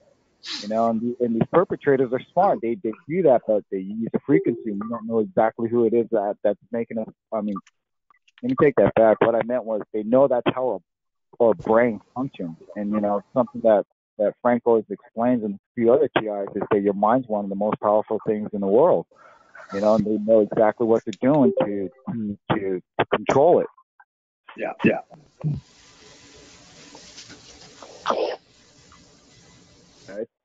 I don't know, but to me, if they can't V2K when they're V2K me and I won't listen to it, so I learned to ignore it. They hit me with this other, I think it's a directed energy, and it hurts, but it puts me in a corner state where I can't think and I can't really function. I'm struggling, and then they'll do these emotional injections and thoughts where they're trying to get me to, like, you know, go off my emotions, react by my emotions and the thoughts. And then all of a sudden I start thinking, and it's not thinking of that I would ever do. It's like somebody else is thinking. And then the V2K, they just totally shut that down, and I won't even hear anything at all, you know? And it's all it is, just emotions and thoughts and thinking. It's not the best of me when they've done that, because I'll be doing something, and all of a sudden I'll just be thinking, and I'll reach for something else, or like I've been working on my van, and I'll accidentally cut myself. And then I'll start hearing in the background a bunch of kids and a bunch of teenagers and adults laughing, you know?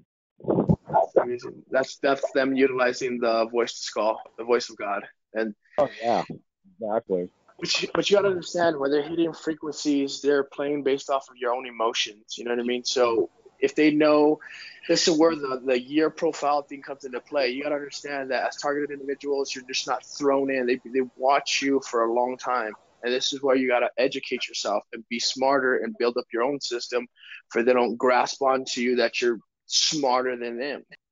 But what they do is they're going to sit there all night. They're going to sit there whether you're sleeping or whether you're walking through your house, and they're going to hit you. They're going to hit you with minus 53 dBMs just to see how you react to that. And they're going to keep fluctuating, moving it up and down so they know where they got you, where they know they can hit you with the anger. Why, this person responds to 73 and it gets them angry. So we'll know when to mess with him when that, or you know how to make them depressed or stuff like that. Nothing. It's hard to explain. This is all new. This is all new. This is what they're building to kill us. When we're not listening and we don't want to obey, this is what they're going to start passing around. Oh yeah, this is a whole new type of crime. You know, it's a whole new type of thing. And that's that we're on TV, man, and they just have these weirded out serial type of killer behavioral personalities that they have working for them that does this to us. And like me, I've been in trouble with the law, so they always try to use that like, oh, well, hey, you're an ex-criminal, and to make sure that you stop doing crimes or anything, and drinking. You know, that was my crime, drinking and getting into trouble sometimes and hanging out with the wrong crowd. That's manipulation. Why being tortured, and I'm like laughing about it, and I'll write it out, and they get pissed when I keep a journal of exactly what they write. It's either in a thought form or they say it in the V2K. And then, you know, and I would sit there and go, okay, well, then how do you explain of all these other TIs that I never met that never committed a crime? And they're not even the type of person that would even argue with somebody. How do you explain about them? Why'd you mess with them? And my perps, they would just go off. I start feeling like these jerks and snaps on the inside of my body and head, or they'll burn me, or they'll like right now they don't like me talking, so my voice is kind of shaky, you know, and my feet's real cold right now, ice cold, colder than it should be. That's you being nervous, brother. You need to calm your heart rate. You need to breathe. You need to relax. Trust me, right now I have this candle on. I'm staring at it, trying to like, you know. But the reason why your feet are getting cold is because you're rushing too much blood to your heart. You just need to relax. I mean, these people, their tactics is all psychological. That's how they can't. If they can't control you one way, they're gonna break you down mentally. And this is where you gotta come to your own place. You got to find your center where you feel happy, where you feel appreciated about yourself, because you're misinterpreting the voice to skull. You're thinking that they can manipulate people or have them like little miniature robots. It doesn't work like that. What they could do is beam their thoughts, their voices into your head. So it's either up to you to define the two. Yeah, I hear you. That's why I have the candle on, you know, and then I have notes. I always tape up my notes when I come on the calls. That reminds me, you know, and if I go through whatever it is that they're going to put me through, like let's say they're going to VPK and then they're going to make my body warm and then they're going to do this tingling feeling in my head. And then sometimes they'll do this pulsating like aches in my head. And it does distract like 5 different things at once. I'll look at another note and go, hey, this is what they're doing. This is what I got to do, you know? And that's usually when I stop talking on the phone or I'll go for a walk or something. But if they're just making me shake and stuff, I'll just look at the candle and I'll just kind of focus and trying to multitask and get my mind to do trying to think, let it think 3 different things while I talk and focus, you know? It just depends. I mean, as far as shielding, I used to do a lot of that. I don't really it too much anymore because my body's gotten used to the pain.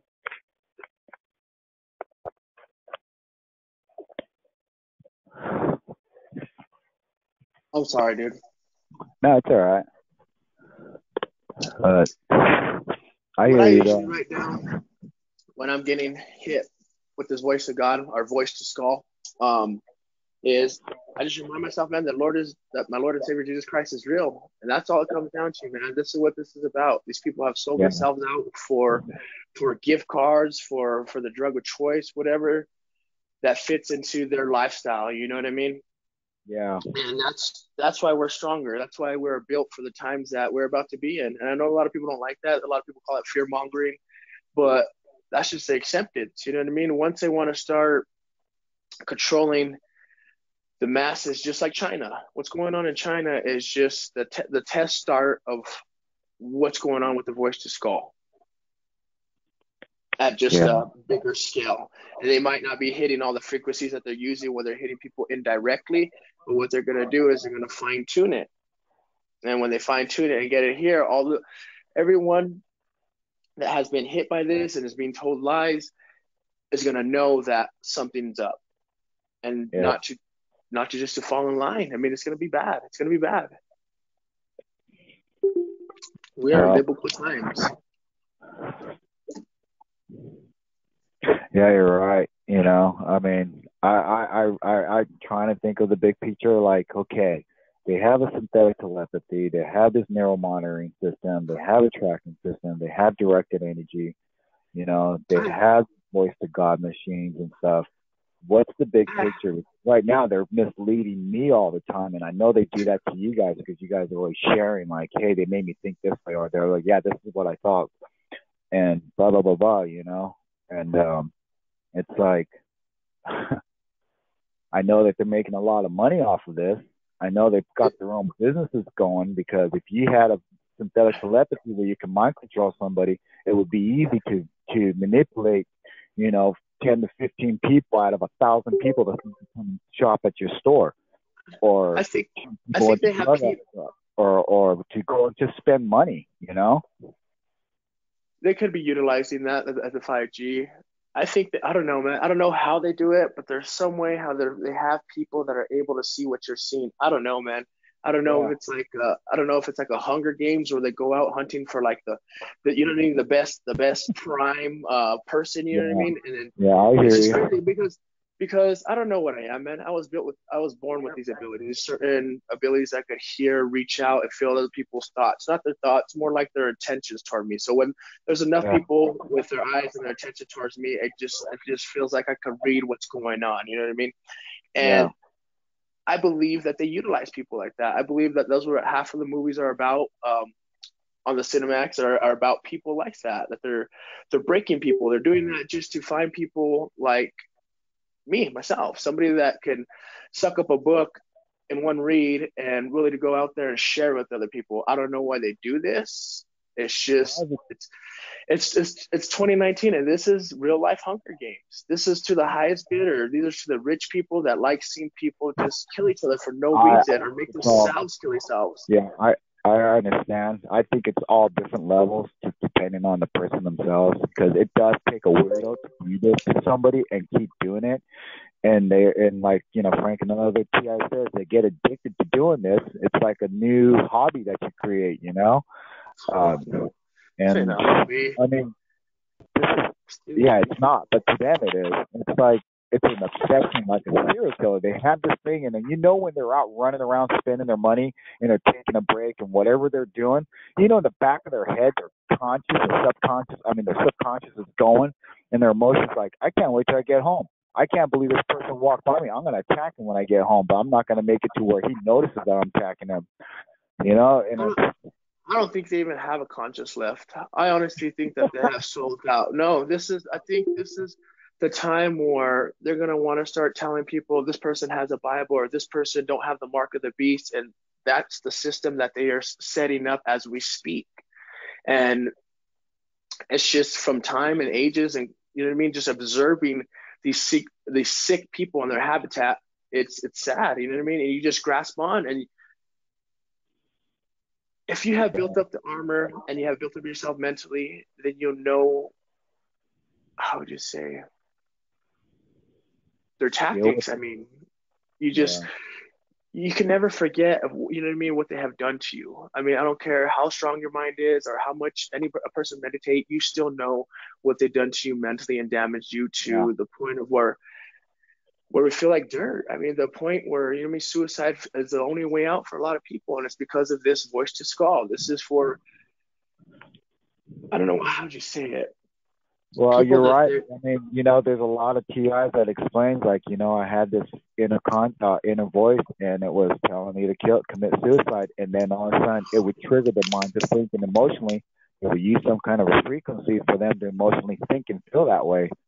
You know, I mean, there are TIs that come on these calls and they're sad, depressed, you know, and they just don't know what to do. They're fed up, they're tired, but they've been so abused by so many different aches and pains and mental to where it's like they're immune to it.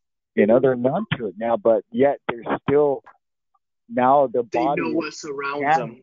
They're running on their own emotions, and it just saddens my heart. It's like, dude, you know, what's wrong with these perps, man? What the fuck? I mean, dude, my whole family, bro.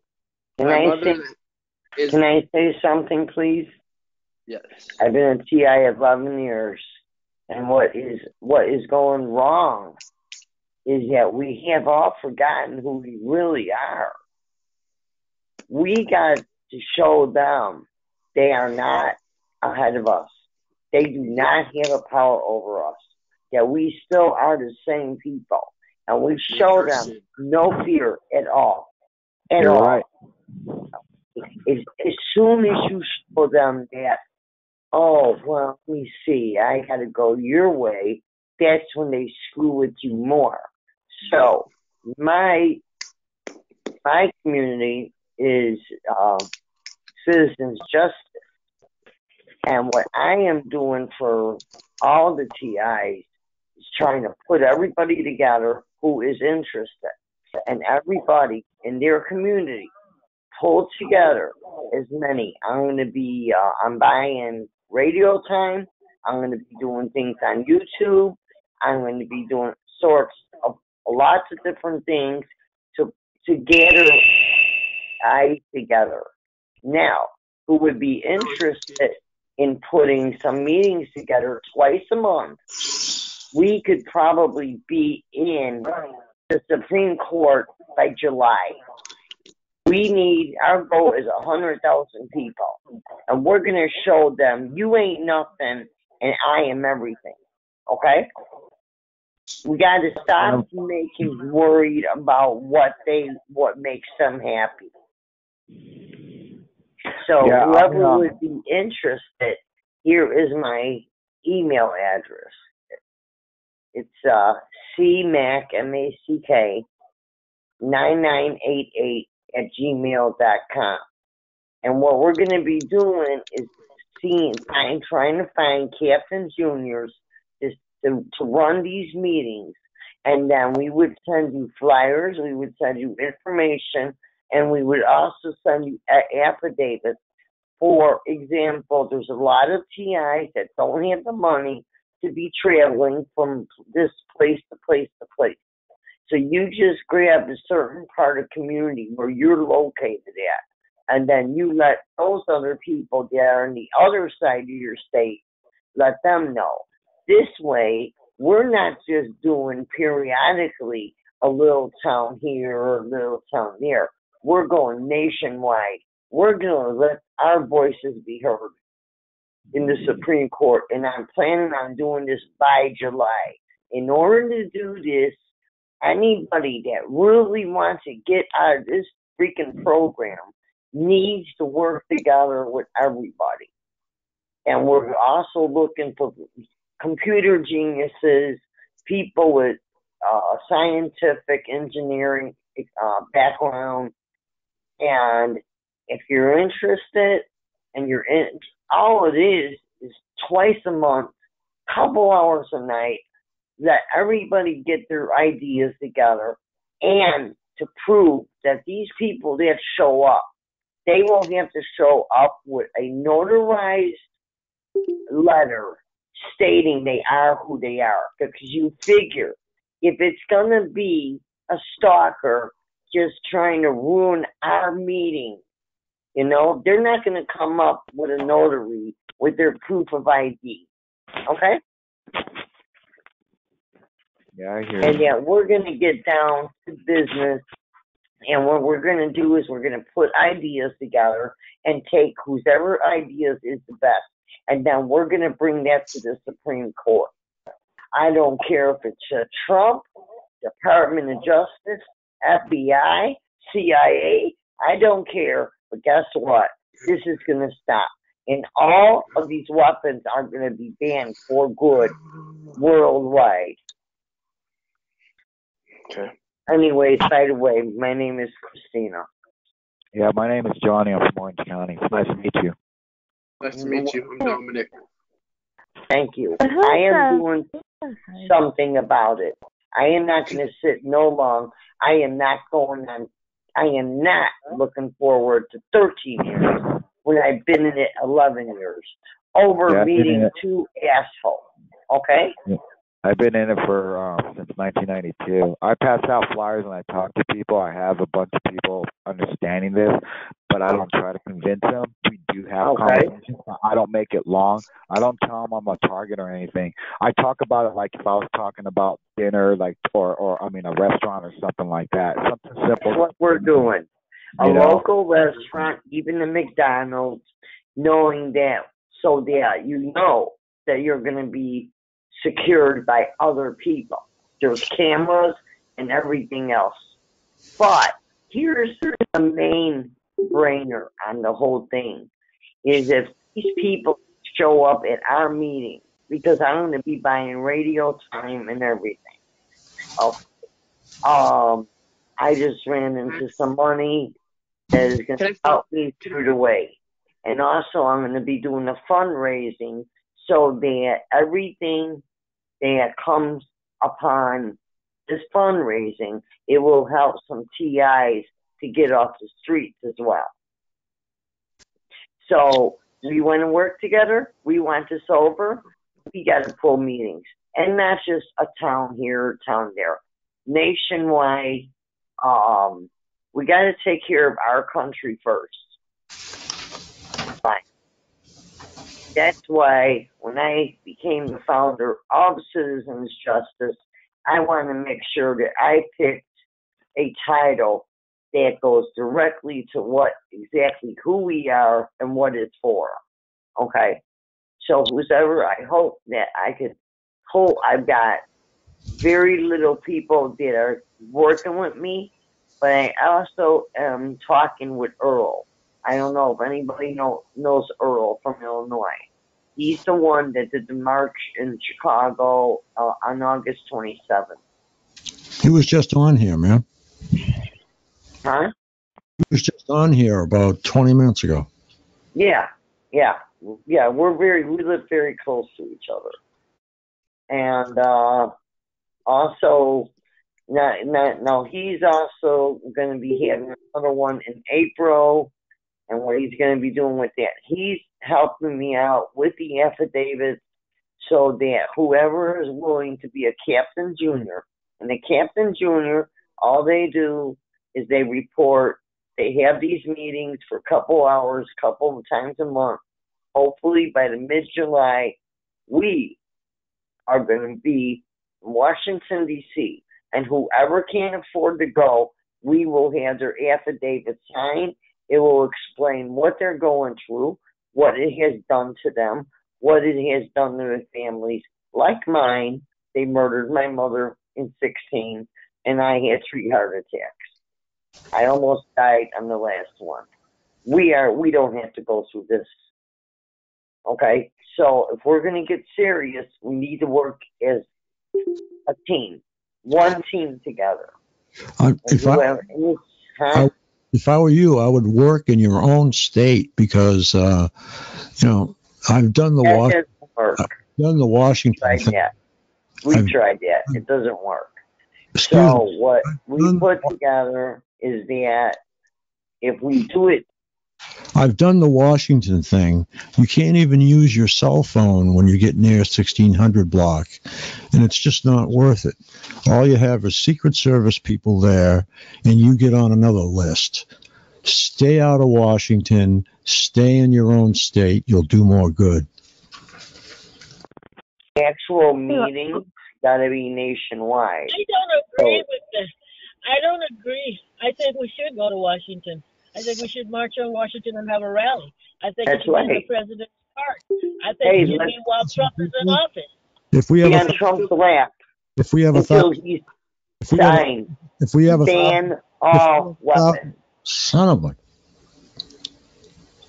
It's got to be nationwide. And if we have 1,000 people, I agree.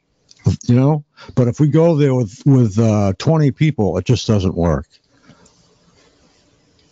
Financially. Well, if it's going to be only 20 people, then we take the bags of mail of letters that they have written to Why are we not hitting the streets? And pour them out on the lot. And pour them out on the lawn. Well, here's the whole idea of it. We've had enough bullshit where there's been stalkers, the other end, the other part. They have ran into our meetings, have interrupted in our meetings. If our goal is 100,000 people, state to state, town to town, city to city, we should have no problem with getting 500,000 people in 50 states. I don't think they're going to like that because then that's going to be publicity. And on top of that, they're going to have to prove with some type of evidence that they are a TI, along with a documentation stating that they have put on a letterhead who they are, when their targeting started, what has happened to them, and how it's affecting them, plus that they have, lost their freedom. Now, there is not going to be one stalker or one official that is doing this, that is going to sign their name on a notary. And I hope that you guys agree with me on that. Because you think they're going to put their name up to jeopardize their job? I don't think so. Can I say something? Sure. I want to be here for my face could be a poster child for this. This is what I was built for. I ain't scared of nothing. I ain't scared of nobody. I ain't That's scared right. of no government. I ain't scared of nothing. I want to put my face on everything and say that I'm, for whatever Mandarin candidate, I am so for it. If you need any more documentation, I am so for it. See, because by you saying I fear of those assholes, then you're No. I want to be in the position. Let me finish. By you saying, anybody saying, not I didn't you in general. I meant No. Whoever. That's like saying you're afraid of yourself, and you are not afraid of yourself because you love. We are special, and we love ourselves. So, in order to show them they are lower than a damn ant, okay, you put your voice out there and say, hey, I don't care who you are, but I know who I am, and I am not going to let you run my life because I've got my own life to live. This is my life. I own it. You do not. Ma'am, can you give us your email address? Sure. C as in Christina, Mac, M-A-C-K, 9988 at gmail.com. One more time.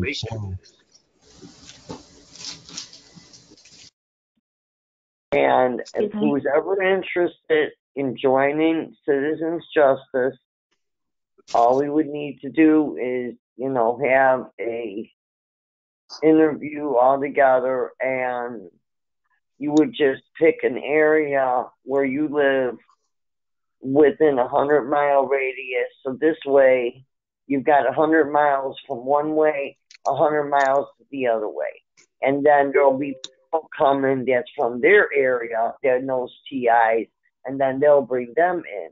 You see what I'm saying? Your thoughts kill me. If anybody ever wants to ask me questions, I know I'm like the elephant in the room. Go ahead. I was born with certain abilities that have got me to this point of life where I'm at. And if you guys would ever like to ask questions, feel more than free to. Don, this is Frank. I just wanted to say one thing. I like your attitude, for real. Say that again? I said I like your attitude, for real. Thank you, Frank. Thank you. Everybody got to stop being afraid of this bullshit. They are nothing. We are everything. And with our people like Ryan and Frank and Ella, and I mean, they're the most wonderful people that are here on earth right now, helping us, pulling us through this so that we only get stronger. Okay? And know that we are not strangers anymore. We are family. And when families stick together, so when families stick together, we fight together. We need to get our country back. Bottom line. Excuse me. Hello? Sure. I'm sorry. This is just gonna take me a second. Who was the other man I was speaking to? He said that for me to get in contact with Josh, I have to get in contact with Derek. I don't know who that. It was not I. Hello? It was not I. Frank, is he there? Yeah, I think I probably have Josh's email address. I'll have to check. Okay, who was the other man that was talking who kind of sounds a little bit like Josh? I was talking to him for a while. He was telling me about Mordellin.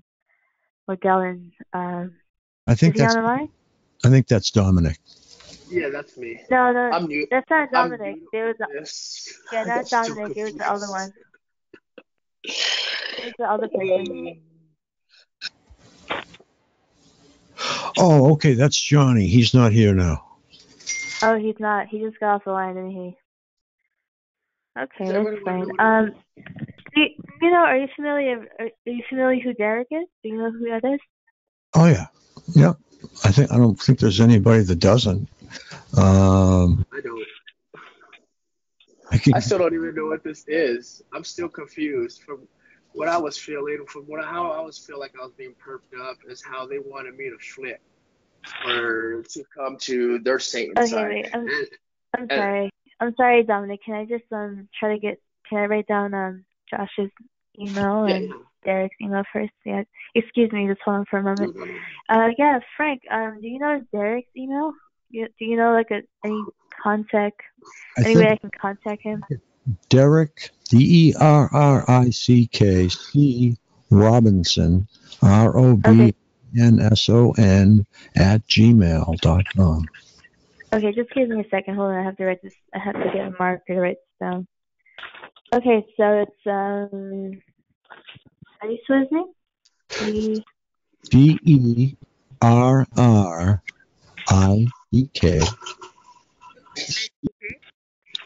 Robinson, ROBINSON @gmail.com. He may or may not give it to you. He probably will, but he'll ask you a few questions. Okay, so it's Derek, DERRICK Robertson, ROBINSON gmail.com @gmail.com. Yeah, you don't forget the C in the middle. Derek Robinson.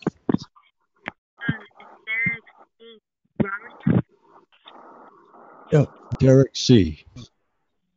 Okay, Derek C. Robertson. Okay, and how about Josh's email? Does he have another email? Because I emailed him on one of them, and I didn't get a response back from him. Hold on, let me look.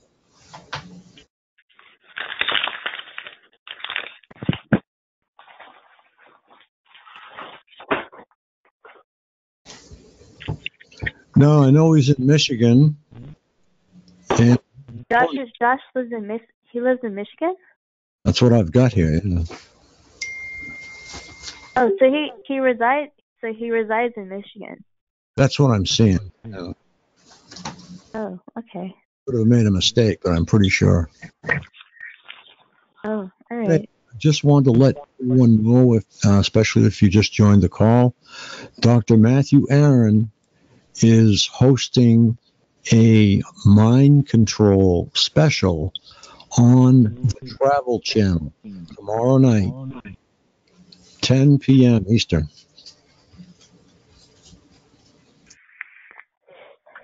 So what is Josh's email? I don't have his email. I have his phone number. Oh, is it okay if I can have his phone number? Write me at frank@targetedmassachusetts.org. Oh, okay. So you're just gonna tell me through email, right? Yeah, then I'll email it Okay, I'm gonna write to you right now. Can you check your email? I've got like a billion screens open. But yeah. Okay, well, that's fine. I'm gonna email you right now, and is it okay if you can send me Josh's phone number through email? Yeah, I'll ask him. I'll send him a text and ask him if it's okay. Okay, is it okay if you can maybe text him now or as soon as possible? Because it's a little bit urgent, because I've been trying to get in contact with him within the last weeks, and Neil forwarded me the email. I didn't get anything. I emailed him myself. I got nothing. Yeah. I've been really trying to get in contact with him. I mean, I can email you right now. I'm going to write to you right now. I mean, once you open your okay, so it's Frank, targetmassachusetts.org, right? Targeted, TARGETED, Massachusetts, MASSACHUSETTS.org. Okay, so it's targeted. Okay, I got that. All right, let me write you now. Okay, I'm gonna write to you. Actually, I'm actually in front of my computer, so I'm just gonna send you a quick message. Yeah, I mean, I actually checked his page, and I didn't get anything. I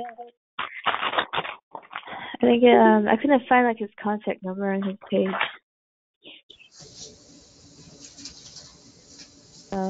Yeah, I was a bit unfortunate about that. Can you I'm sorry, Frank. If this is too much, is it okay if you can text him right now and ask him? I just did.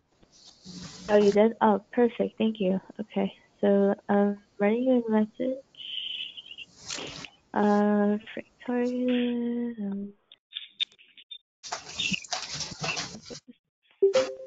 Okay, I need you just to be silent for 1 second, and I'm going to have to make that happen. And I'll give you the reason why.